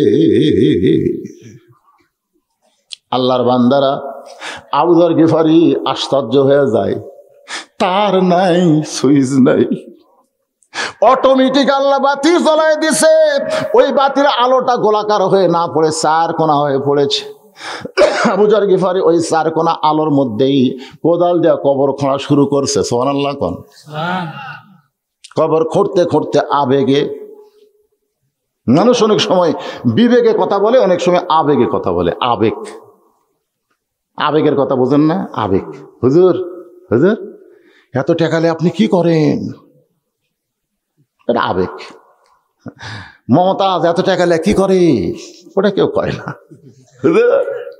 আপনি আবার এই গাড়ি কিনছেন? আল্লাহ রাসূল কত কষ্ট করে কলমার দাওয়াত দিছে, আর আপনার গাড়িতে এসি গাড়ি হুজুর। মানে বাংলাদেশের আলেমরা একটু আরাম করুক, এই শালা জালেমেরা চাই না। ধরে কথা ঠিক না? পুলিশ দিয়ে ধরার বুদ্ধি করে, খালি পুলিশ একটা চোরক খুঁজতেছে না, খালি মৌলবি খুঁজতেছে, কুটি আছে। বিবেক দিয়ে চিন্তা করেন। ইন্নামা ইয়াখশাল্লাহ মিন ইবাদিহিল উলামা। আল্লাহ কোরআনে বলেছেন, বান্দা সময়ের মধ্যে আলেম বান্দারাই আমাকে বেশি ভয় করে। টাকা বেশি দেন, ওই টাকা দিয়ে সিনেমা হল বানাবে না, ওই টাকা দিয়ে অট্টালিকা বানাবে না, ওই টাকা দিয়ে মসজিদ মাদ্রাসা নির্মাণ করবে। তোর এটার কথা ঠিক না? বগুড়া জেলার মধ্যে একটাই মাদ্রাসা, যে মাদ্রাসায় একটা পয়সা দান সাদকা দেওয়া হয় না। 200 শতক জায়গার উপরে মসজিদ মাদ্রাসা এতিমখানা নির্মাণ করা হয়েছে। এই সম্পূর্ণ টাকা হচ্ছে আপনাকে ওয়াজের টাকা, একটা আমার বাপের টাকা লয়। আমার বাপ ছিল সবচেয়ে গরিব মানুষ, আমি আরো মাদ্রাসা পড়ুয়া গরিব সন্তান। আপনার ওয়াজের বিনিময়ে যে টাকা দেন, তার মধ্যে 17 বছর আমার ঠকাচ্ছেন। 17 বছর এতই ঠকা যায় ভাই। ওপরে 500 টাকা লোড, ভিতরে খালি 10 টাকা এরকম মোটা করা দিয়ে, হুজুর দেখবেন না হুজুর? আমিও দেখিনি, ঢটটা টাকা হুন্ডালে আসতাম, আমিও দেখিনি, পকেটের মধ্যে থুসি। পরে হুন্ডার তেল কেনার পরে দেখি তো 60 টাকা বাচ্চে। বাড়ি যা বউ কয়, কি খবর গো, আজকে ওয়াজ করা কত হলো? তখন আমি কই, আব্বা গান কইও না, টাকা লুকাতো। হায় যা ঠকাছেন ভাই, 17 বছর আমাকে ঠকাছেন। 17 বছর 300 250, 300 250। কিন্তু বগুড়া থেকে সিংড়া মারছে 300 টাকা। একটা বিবেচনা হওয়া দরকার।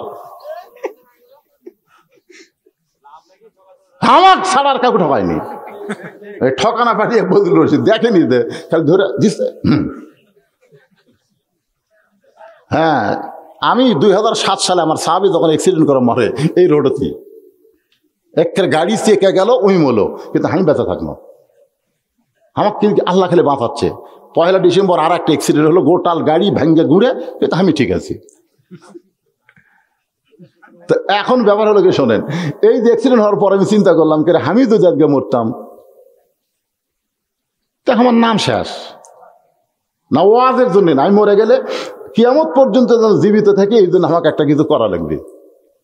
তখন আমি 12 শতক জায়গার ওপর পজিশন নিলাম। 12 শতক জায়গার মধ্যে কি হবে? হাতের ঠেকাও নেই। 7 সালের কথা। 14 সালে আমি একটা মাদ্রাসা শুরু করলাম। বর্তমানে সে মাদ্রাসার জায়গা হলো 200 শতক। গত কয়েকদিন আগে 60,000 টাকা শতক, আবার 35 শতক কিনছি। সেটার উপরে আমার মায়ের জানাজা হলো।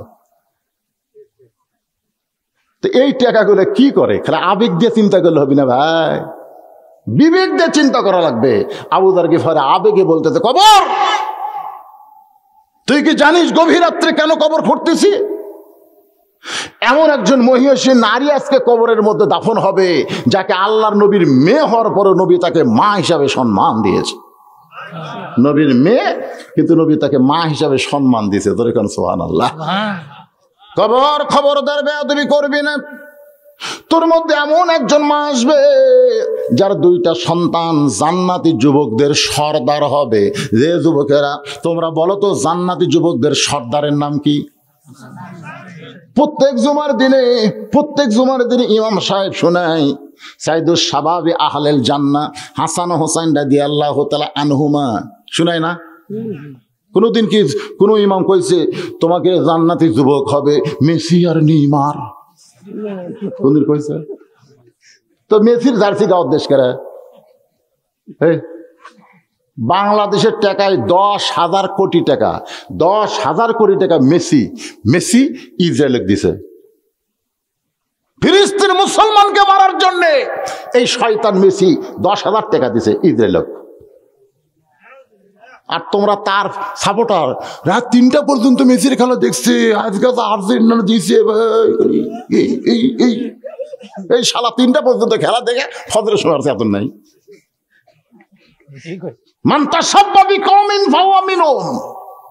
যে যাকে মহব্বত করবে, ভালোবাসবে, তার সাথে তার হাসন নাসর হবে। মেসি নেইমার হলো খ্রিস্টান। আল্লাহ কোরআনে ডাইরেক্ট বলেছেন, অমাইয়াবতাগি গয়রাল ইসলামা দীনান ফালাই ইউকবালা মিনহু, একমাত্র ইসলাম ছাড়া অন্য কোনো ধর্ম আল্লাহর কাছে কবুল হবে না। জোরে কোন কথা ঠিক না? তাহলে তুমি কেমন মুসলমান? তুই মেসির জার্সি গাওয়াত দাও। জুম্মার দিনে দেখি এক মুসল্লি ব্রাজিলের গিঞ্জি গাওয়াত দেয়, মসজিদে ঢুকছে, চাপাত খালি জুতে দিয়ে বাড়ি। জোরে কোন কথা ঠিক কিনা? জান্নাতে যদি যাবার চাও, ওই মেসি নেইমারকে বাদ দিয়ে হাসান হোসেনকে গ্রহণ করো। সাইদুস শাবাবি আহলেল জান্নাত হাসান হোসেন রাদিয়াল্লাহু তাআলা আনহুমা, তার মা আজকে কবরস্থ হবে। খবরদার বেয়াদবি করিস না। আবার কোদাল দিয়ে কবর খুঁড়তে এক সময় আবেগে বলতে, কবর রে, তুই কি জানিস রে কবর, আজকে তোর মধ্যে এমন একজন মহামানবের বিবিকে দাফন করা হবে, যাকে আল্লাহ তাআলা আসাদুল্লাহিল গালিব আর নবী আনা মাদিনাতুল ইলমি আলিও বাবুহা ডিগ্রি দিয়েছে। খবরদার কবর কোনো বেয়াদবি করিস না। এই কথা বলার সঙ্গে সঙ্গে কবরের ভিতর থেকে একটা গায়েবী আওয়াজ আসতেছে, আবু জার। এটা কিন্তু ফাতেমার জন্য নয়, এই যে আওয়াজটা এটা হলো হামাকের জন্য। যখন কার জন্য? আবু জার, কবরকে সাবধান না করে বরং যারা কবরে আসবে তাদেরকে সাবধান করো। কবরকে সাবধান না করে যারা কবরে আসবে তাদেরকে সাবধান করো। কবরের পাথর নিয়ে যদি কবরে আসতে পারে, তাহলে কবর তার জন্য জান্নাতের টুকরা হয়ে যাবে। সুবহানাল্লাহ। এ কবর দেখবে না, এটা জাতির পিতার মেয়ে, কবর দেখবি? এ কথা কর না কেন? এটা জাতির পিতার মেয়ে, এটা কবর দেখবি? কবর দেখবে না। এটা নবীর মেয়ে, হাসান হোসেনের মা, আলীর বউ। এইটা কবর দেখবে না। কবর দেখবে আমল যদি ভালো হয় কবর জান্নাতের টুকরা হবে, আর আমল যদি খারাপ হয় কবর জাহান্নামের গর্ত হবে। এই জন্য রাসূল মাঝে মধ্যে ফাতেমাকে এরকম কপালে হাত দিয়ে বলতেন, মা তুই কখনো মনে করবি না তোর বাবা বিশ্ব নবী বলে তুই জান্নাতি, এটা কখনোই মনে করবি না। জান্নাতে যাবার চাইলে জান্নাতের আমল করে তোকে জান্নাতে যাইতে হবে।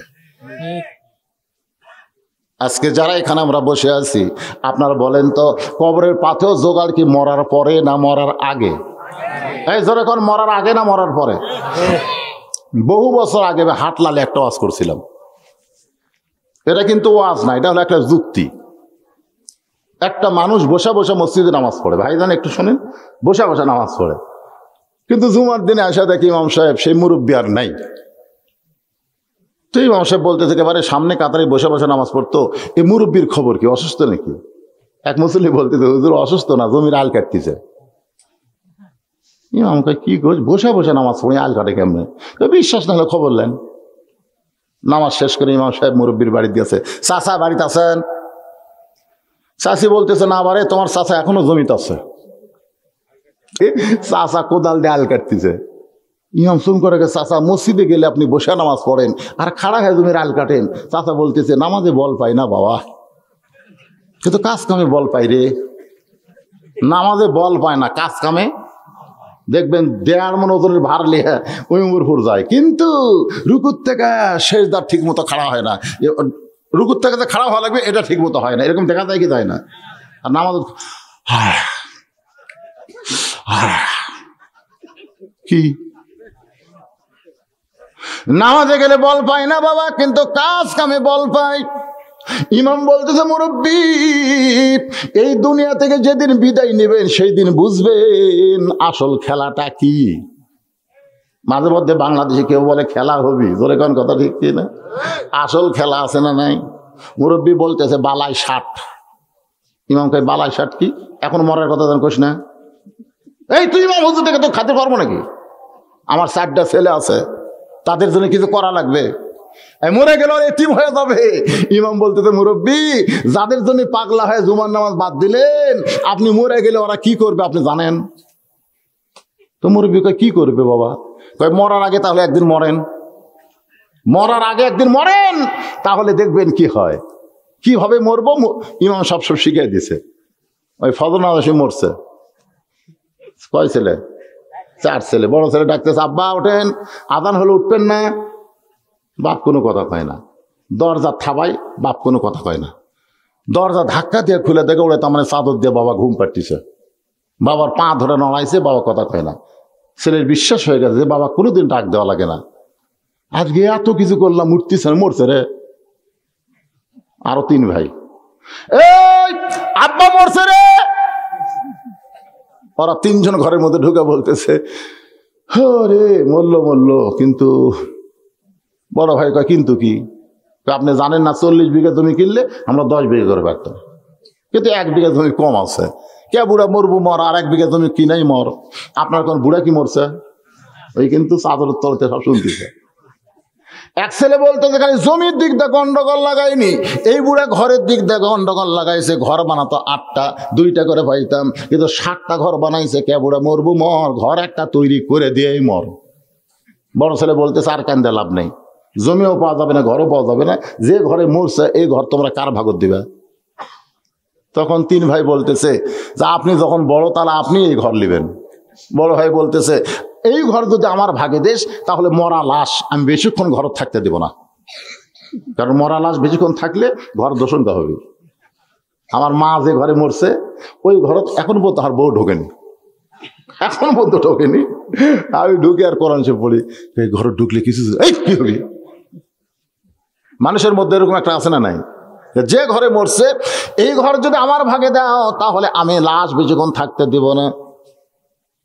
ঠিক আছে লাশ বার করা হোক। এতক্ষণ তো দেখেনি, চাদর টানতে দেখে বুড়া মরছে, কিন্তু মরার সাইজ ভিন্ন, এইভাবে মরেছে। ছোট ছেলে বলতেছে ভাইজান বাবা সেইভাবে মরছে, দরজা কাটা লাগবে। মেজো ভাই বলতেছে দরজার দাম জানিস? এই দরজার দাম জানিস? এই দরজা বানাইতে 5,000 টাকা লাগবে। দরজা কাটবো না। ছোট ভাই বলতেছে তাহলে কেমনে বার করবেন? দরকার হলে হাত পাও ভাঙবো। মরার আগে দরজা দেখে মরা উচিত ছিল। 8 দরজার বুড়া চ্যাপটা হয়ে মরলো।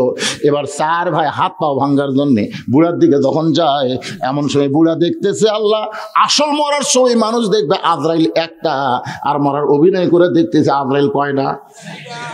এখনো যদি অভিনয় করে ওরা তো ভাঙবি। এরকম হাত খেলে চাঁড়া মারছে। 4 ছেলে 4 দিকে দৌড়। মুরব্বী দৌড় দিছে হুজুরের বাড়িতে। হুজুর জুমার নামাজ বাদ দিয়ে যাদের জন্য দুনিয়ার কিছু করতেছিলাম তাদের চরিত্র এইরকম। ইমাম কান্দের বলে মুরব্বী আপনি কি কোরআন পড়েন না? এই কোরআনের মধ্যে আল্লাহ বলেছেন ইয়া আইয়ুহান নাসু তাকু রাব্বাকুম ওয়াখশাউ ইয়াওমান লা ইয়াজি ওয়ালিদুন আন ওয়ালাদিহি ওয়ালা মাউলুদুন হুয়া জাযিন আন ওয়ালিদিহি শাইয়া। মানুষরে তোমরা সেই দিনকে ভয় করো যেদিন পিতা পুত্রকে চিনবে না, পুত্র তার পিতাকে চিনবে না। আপনি বলেন তো আমাদের সবার সামনে সেই দিন আছে না নাই? যদি থাকে তাহলে মরার আগে আমরা সাইদ হব না, মরার পরে। মরার আগে কারা কারা হবেন? আল্লাহ 2 হাত তুলে দেখান। এই 2 হাত কে তোলেনি? মরার পরে হবি রে, টান টান করে তোলেন। আল্লাহ মরার আগে সবাই সাইদ হজরে হাত তুলছে, আল্লাহ এই হাতগুলো তুমি কবুল করে নাও, জোরে করে আমিন। হাত নামান। মরার আগে যারা সাইদ হবেন আমি তাদের কাছে বলতেছি, আল্লাহর ঘর মসজিদের জন্য আপনাদের পকেটের মধ্যে একটু হাত দেওয়া লাগবে। মরার আগে সাইদ হওয়ার জন্য যা পারেন, 10 পারেন, 20 পারেন, 50 পারেন, 100 পারেন, বাকি পারেন নগদ পারেন, মাত্র 5টা মিনিট আমি আলোচনা আদায়ের করার ফাইলা দিয়া কবর সাইলা চলে গেছে। গভীর রাত্রে হযরত আলী ওই ফাতেমার দেহখানা কান্দে নিয়ে, খাটনিত নয়, কান্দে নিয়ে জান্নাতুল বাকির পূর্ব কোনায় গিয়ে বলে, আবু যর কবর ছেড়ে দে, কবর ছেড়ে দে। কিন্তু আবু যরকে আমার আল্লাহ তাআলা আগেই কবর থেকে আউট করে দিয়েছে, জোরে কোন সুবহানাল্লাহ। আবু যর আউট, পাগল, মাথা ঠিক নাই। ওই কবরের শব্দটা শোনার পরে আবু যর গিফার আর কোনোদিন সংসার করতে পারে নাই, আর কোনোদিন সংসার করতে পারে নাই। হযরত আলী ফজরের নামাজ পড়তে গিয়ে দেখে আবু যর নাই। আবু যর যোহরের নামাজের সময় নাই, আসরের সময় নাই, মাগরিবের সময় নাই। অনেক সাহাবী বলতেছে নবীর সবচাইতে জলিল কদর সাহাবী আবু যর গিফারি কোথায় গেল? কয়েক বছর পর আবু যর গিফারি মদিনায় আইছে। মদিনার বাচ্চারা আবু যর গিফারিকে আর চিনে না, সবাই পাগল পাগল বলে পাথর মারতেছে। ওই রাস্তাতে যাওয়ার সময় হযরত আলী, কে রে পাগল? কাছে গিয়ে দেখে আবু যর গিফারি, জোরে কোন সুবহানাল্লাহ। আলী বলতেছে, আবু যর হাসান হোসেন মা ফাতেমার কবর খুঁড়তে গিয়ে কবর খুঁড়ে কোথায় পালাইলি রে পাগল? এত বছর পরে তোরে দেখতেছি এরকম চেহারা কেন? আবু যর গিফারি কোনো কথাই বলে না। আলী বলতে চাই, পাগল কোথায় গেছিলি, কেন কথা বলিস না? তোরে মদিনার মানুষ খুঁজেছে, তোরে পায় নাই, তুই কোথায় গেলি? আবু যর গিফারি কোনো কথাই বলে না। আলী চিৎকারে বলে, আবু যর তোর কি জবান বন্ধ হয়েছে নাকি, তুই কথা বলিস না কেন? সঙ্গে সঙ্গে আবু যর গিফারি বলতেছে, কবর কবর কবর। 3 বার কবর কবর বলার পরে হার্ট ফেল করে আবু যর গিফারি দুনিয়া থেকে বিদায় নেয়। আলী তার মাথাখানা উড়াতে নিয়ে কান্দে বলে, আবু যর রে, কবর খুঁড়তে গেলে রাতের বেলা কি দেখলি ভাই? এই কবর কবর বলে দুনিয়া থেকে বিদায় নিলি। ফাতেমার কবর, ফাতেমার কবর। কে যেন ডাকতে বলে, আলী রে, আমার ফাতেমা পর্দা নিশি, আমি আল্লাহ জোহরা ডিগ্রি দিয়া ফাতেমার কবরটাকে কিয়ামত পর্যন্ত পর্দা করে দিয়েছি। আমার মায়েদের জন্য ওয়াজ করলাম, মা, পুরুষের জন্য 1 নম্বর হলো নামাজ, আর নারীদের জন্য 1 নম্বর হলো পর্দা। পর্দা যদি না থাকে তাহলে আপনার একটা ইবাদত আল্লাহর দরবারে কবুল হবে না। আর ফাতেমার সিগনেচার ছাড়া কোন নারী জান্নাত যাবার পারবে, কারণ সাইদাতুন নিসা মানে কি, জান্নাতি নারীদের নেত্রী। আমাদের বাংলাদেশের নেত্রী যেরকম আছে, জান্নাতি নারীদের নেত্রী হবি কে? কথা কয় না রে, কথা কয় না। তাহলে এরকম সাইন দিবি? তাই মায়েদের পায়ে হাত দিয়ে বলি, মা যা করছেন করছেন, আজ থেকে আপনার পর্দার মধ্যে ঢুকে যান, পরপুরুষের সঙ্গে আর কোনো দেখা করবেন না। আসুন এবার 3 নম্বর আলোচনা, তাসাবিল হক। হক কথা বলতে হবে, হক পথে থাকতে হবে, দরকার হলে হকের মতো জেলখানায় যাইতে হবে। আপনারা হয়তো বলবেন, হুজুর হকের মতো জেলখানা মানে এটা কোন হক? এটা হলো আজিজুল হক, এটা হলো মামুনুল হক। আজিজুল হক জেলখান গেছিল না, আর বেটা মামুনুল হক হক হক হক বলে ধরা পড়ছে। সাংবাদিক বলতেছে, কে গো আপনার বইয়ের কাবিন আছে? চাপাত খালি জুতের বাড়ি, কাবিন লেখে ঘরে। অথচ শাকিব খান বিয়া ছাড়াই বাচ্চা বার করতেছে। আজ পর্যন্ত পুলিশ তাকে ধরলো না। বাংলাদেশের গ্রেট 1 লুচ্চা হলো শাকিব খান। আমাদের বগুড়ার উপর সরকারেরও কাম ছাড়ছে, এই যে বুবলির আবার কাম ছাড়ছে। ওর আবার 3-4 বছর পরে বাচ্চা নিয়ে হাজির, এটা শাকিব খানের বাচ্চা। একটা সাংবাদিক বিয়ে করলো না, এই বিয়ে করলো কবে, বাচ্চা জন্মালো কবে? ধরে কোন কথা ঠিক কিনা? কারণ বাতিলের কাছে সাংবাদিক যাবে না, যাবে হকের কাছে। এই জন্য আল্লাহ বলেছে, তাসাবিল হক। হকের কথা বলতে গেলে, ওয়ালা নাবলুওয়ান্নাকুম বিশাইইম মিনাল খাউফি ওয়াল জুই ওয়া নাকসিম মিনাল আমওয়ালি ওয়াল আনফুসি ওয়াস সামারাতি ওয়াবাশশিরিস, পড়েন ওয়াবাশশিরিস সাবিরিন। আপনারা বলেন তো, আমির হামজার দাম বাড়ছে না কমছে? আয় আয় আয়, 15 দিনে বলে 15,000 দাওয়াত গেছে রে। আর জনগণ করছে যা চাবি তাই। আগে 30-40 হাজার নিত, এই 30 মাস জেল খাটে আসা কয় 1 লাখ 1.5 লাখ নাই। আমি চিন্তা করছি যে বুড়া বয়সে দিলে একবার করে যাওয়ার ভার নয়। আমি রহমদার আগে লোক হতো 10,000, এখন হই 50-1 লাখ। ধরে কোন কথা ঠিক কিনা? খালি আমাকে কোরআনের পাখি ছাড়িয়া দিলে, হাসপাতালের যা কাম সারলো ছাড়িয়া দিলে ভাই। মামুনুল হক আগে ওয়াজ করতো, আলোচনা করতো, ভাষণ দিত, তখন হতো 50-1 লাখ। এখন খালি বাইরে দেখেন 10 লাখের লোকের জায়গা হবে না। কথা কন না কেন? আল্লাহ কয় ধৈর্য ধর। ইউসুফ নবী ধৈর্য ধরছিল, মিশরে প্রেসিডেন্ট বানিয়ে দিছে। ধরে কোন কথা ঠিক কিনা? আর যদি আল্লাহ রাস্তায় চলে যাও তোমার ক্ষতি নাই, তোমাকে শাহাদাতের মর্যাদা দিয়া তোমাকে জান্নাতের উচ্চ মাকাম দেওয়া হবে। সুবহানাল্লাহ। বুখারী শরীফের হাদিস, মান সাল আল্লাহু তাআলা আশ-শাহাদাতা বিসিদকিন বাল্লাগাহুল্লাহু মানাজিলাশ শুহাদাই ওয়া মাতা আলা ফিরাশিহি। এই কোরআনের বিজয় চাইয়া যারা ইসলামে আন্দোলন করে, বাংলাদেশে আল্লাহর কোরআন চালু হোক, এই দল যারা করে শাহাদাতের তামান্না নিয়ে, ওই যদি নিজের বিছনায়ও মৃত্যুবরণ করে, ওই মাতা আলা ফিরাশি, মানে কি নিজের বিছনার মধ্যে মরে যায়, বাল্লাগাহুল্লাহু মানাজিলাশ শুহাদা, আল্লাহ তাআলা হাসরের ময়দানে তাকে শহীদদের কাতারে দাঁড় করাইয়া দিবে। অথবা সবিস সবর, ধৈর্য ধারণের কথা বলতে হবে। ধৈর্য না ধরলে মায়ের পায়ের তলে জান্নাত পাওয়া কঠিন। আপনারা বলেন তো কার পায়ের তলে জান্নাত? প্রথম সন্তান হবে। বিষ খামো, গলা ধরে দেবো। দাদি নাইনি কয় বিষ খাবি কেন? যে যন্ত্রণা। ধৈর্য ধর, ধৈর্য ধর। কলজা চাবা খাচ্ছে সন্তান, ধৈর্য ধর। লাগতে পারতেছে মায়ের পেটে, ধৈর্য ধর।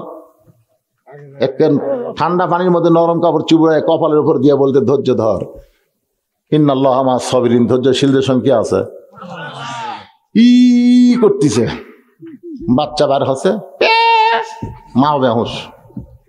বাচ্চারে গোসল করে নিয়ে মায়ের বুকের উপর দিয়ে দিয়েছে। বাচ্চার দেহের পরশে মা চোখ মেলে জিভে বার করে বাচ্চা চুমা খায়। দাদি কয় লাগতি মার, এরই জন্য তুই গলা দড়ি দেবার চালি, এরই জন্য বিষ খাবার চালি, আর চুমা খাস কে? তখন কয় দাদি কষ্টের পরে ধৈর্য ধরার পরে এইরকম নিয়ামত আল্লাহ আমাকে দিবি, এটা আমি কল্পনাও করিনি। আজকে যারা বাংলাদেশে আল্লাহর কোরআনের বিজয় চায়, নানা ধরনের কষ্ট আল্লাহ তাদেরকে দিচ্ছে। ধরে কোন কথা ঠিক কিনা? এই কষ্টের পরে দেখবেন একদিন বাংলাদেশে আর্জেন্টিনার পতাকা নয়, ব্রাজিলের পতাকা নয়, একদিন কলেমার পতাকা পথ পথ করে উঠবে। আল্লাহ এই দৃশ্য আমাদেরকে দেখার তৌফিক দান করুক। সকলে বল আল্লাহুম্মা আমিন। সকলে ইস্তিগফার পড়া। আস্তাগফিরুল্লাহ রাব্বি মিন কুল্লি জামমি ওয়া তুবু ইলাই, লা হাওলা ওয়ালা কুওয়াতা ইল্লা বিল্লাহিল আলিয়্যিল আযীম। আল্লাহুম্মা সাল্লি আলা মুহাম্মাদিন ওয়া আলা আলি মুহাম্মাদ কামা সাল্লাইতা আলা ইব্রাহিম ওয়া আলা আলি ইব্রাহিম ইন্নাকা হামিদুম মাজিদ। আল্লাহুম্মা বারিক আলা মুহাম্মাদিন ওয়া আলা আলি মুহাম্মাদ কামা বারাকতা আলা ইব্রাহিম ওয়া আলা আলি ইব্রাহিম ইন্নাকা হামিদুম মাজিদ। না, আপনার তবারক জিনিসটা মোনাজাতের মধ্যে দিয়েন না, কারণ মোনাজাত আমরা হাত পাতাছি কার কাছে? এই সময় যদি তবারকের দিকে কারো খেয়াল যায় হবে, গন্ডগোল হয়। একমাত্র কুত্তা ছাড়া, যেরকম কি কুত্তা ছাড়া খাওয়ালে কেউ গন্ডগোল করে না। কুত্তাটা দেখবেন, এক কুত্তা একটা গোটাল মরা গরুলে বসে আসতে পারে, আর এক কুত্তা একটা হাড্ডি চাটতেছে। তুই কি গোটাল গরু খাবার বল? তারপরেও কিন্তু ওই দুর্বল কুত্তা কাউ কাউ করে ধরবি, এই হাড্ডি চাটতেছ চাট ফেলে দিবি না। খাওয়া নিয়ে গন্ডগোল। মানব সন্তান করে না, যারাই করে এরা কুত্তে মানবরূপী। দেখি তো কারা কারা করে আজকে। কিসের কি কন আপনি? বিবেক নাই, মানুষের বিবেক নাই। এক সামান্য তাবারকের জন্য, তাবারক মানে কি? তুমি ওয়াজ শুনবারে মেলার মধ্যে ঘুরবা, এখন হচ্ছে তাবারক নিয়ে যাবা, খাইয়া দেখো তোমার কত টাকা ডাক্তার দেওয়া লাগে, খাইয়া দেখো। তাবারাকাল্লাযী বিয়াদিহিল মুলক। আজকে আপনাদের এর নাম কি? এটা কি তাবারক না? পবিত্র খাদ্য ভাই, পবিত্র খাদ্য সবাইকে দেওয়া হবে। কি ভয়? কয় মোনাজাতের পরে দিলে গন্ডগোল যদি হয়। কি গন্ডগোল করবেন? তবারক পাইয়া কারা আল্লাহ ভুলে যাবেন? হাত তুলে তো দেখি। কি কয় ভুল করেন না এখনই দেন কোন পক্ষের রায়? আচ্ছা ঠিক আছে, আপনার যা করবেন আমার অসুবিধা কি, লাইন হয়ে বসেন, ভিতর দিয়ে দেন, তাবারক দিবার পরে মোনাজাত চলবি, তবরক চলবি, যারা তবরক দিবেন তারা আমিন আমিন করবেন, হইসই করবেন না, ওই তবরক পার্টি তো হয়ে করবি, মোনাজাতের গুরুত্বটাই নষ্ট করে দিবি। এই জন্য আপনারা একটু কাতার হয়ে বসেন, কাতার হয়ে বসেন, ভিতর দিয়ে যেন এ তাবারক তো আপনি পলিথিন করছেন, তাহলে সমস্যা নেই, তাহলে কোনো সমস্যা নেই, আপনারা ইয়ে করেন, এই ভিতর দিয়ে যেন তাবারক পার্টি যাইতে পারে এই রাস্তাটা দিয়ে দেন আপনারা। হ্যাঁ, সবাই একটু ইস্তেগফার করেন আর জিকির করেন, লা ইলাহা, লাইন হন লাইন হন লাইন হন, লা ইলাহা ইল্লাল্লাহ, জোরে জোরে লা ইলাহা ইল্লাল্লাহ, লা ইলাহা। ভাই যারা তাবারক দিবেন তারা কি তাবারক আনছেন? এই লাইনে লাইন আসেন, এক ধারে এক কোণা থাকলে হবে না, এদিকে আসেন। হ্যাঁ, তাবারক নেই, প্রথম দিকে আসেন, শেষের দিকে যান। শেষের লোক কখন আসছে আপনারা জানেন? ওরা না পেলেও সমস্যা নাই, কিন্তু যারা সামনে থেকে অসন্তি এরকম দেন তো এরকম সাইজ মতো দিয়ে দেন। জুমার দিনে সবার শেষে আসে, আগে যায় ওই কি, এই জন্য পিছনে পরে হবে, আগে সামনে আসেন, সব বস্তালে সামনে থেকে দেওয়া শুরু করেন।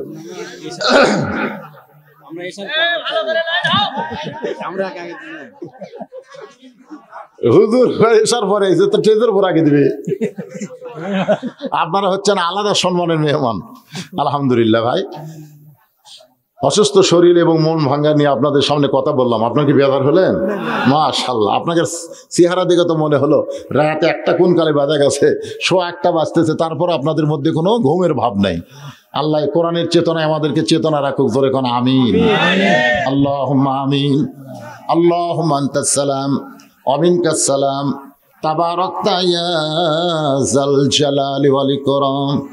আল্লাহ তাআলা মাগরিবের নামাজের পর থেকে রাত 1:15 পার হয়ে 1:30টার দিকে যায়, এই শীতের মধ্যে গভীর রাত পর্যন্ত আরামের বাড়ি, আরামের ঘুমকে বাদ দিয়া সাধারণ খেরের উপরে বসে ঘন্টার পর ঘন্টা যারা তোমার কোরআন থেকে আলোচনা শুনলো, মেহেরবানি করে আজকের মাহফিল আমাদের সকলের হেদায়েতের জন্যে, নাজাতের জন্যে, জান্নাতের জন্যে কবুল করো। এই মাহফিলের শুরু থেকে শেষ পর্যন্ত যতটুকু আলোচনা হয়েছে এর মধ্যে যদি ত্রুটি হয়, ভুল হয়, মাফ করে দাও। এর যা হাদিয়া মঞ্জুর করো, সোনার মদিনায় নবী পাকের রওজা মুবারকে আল্লাহ কবুল করো। তামাম আম্বিয়া কিরাম, আসহাব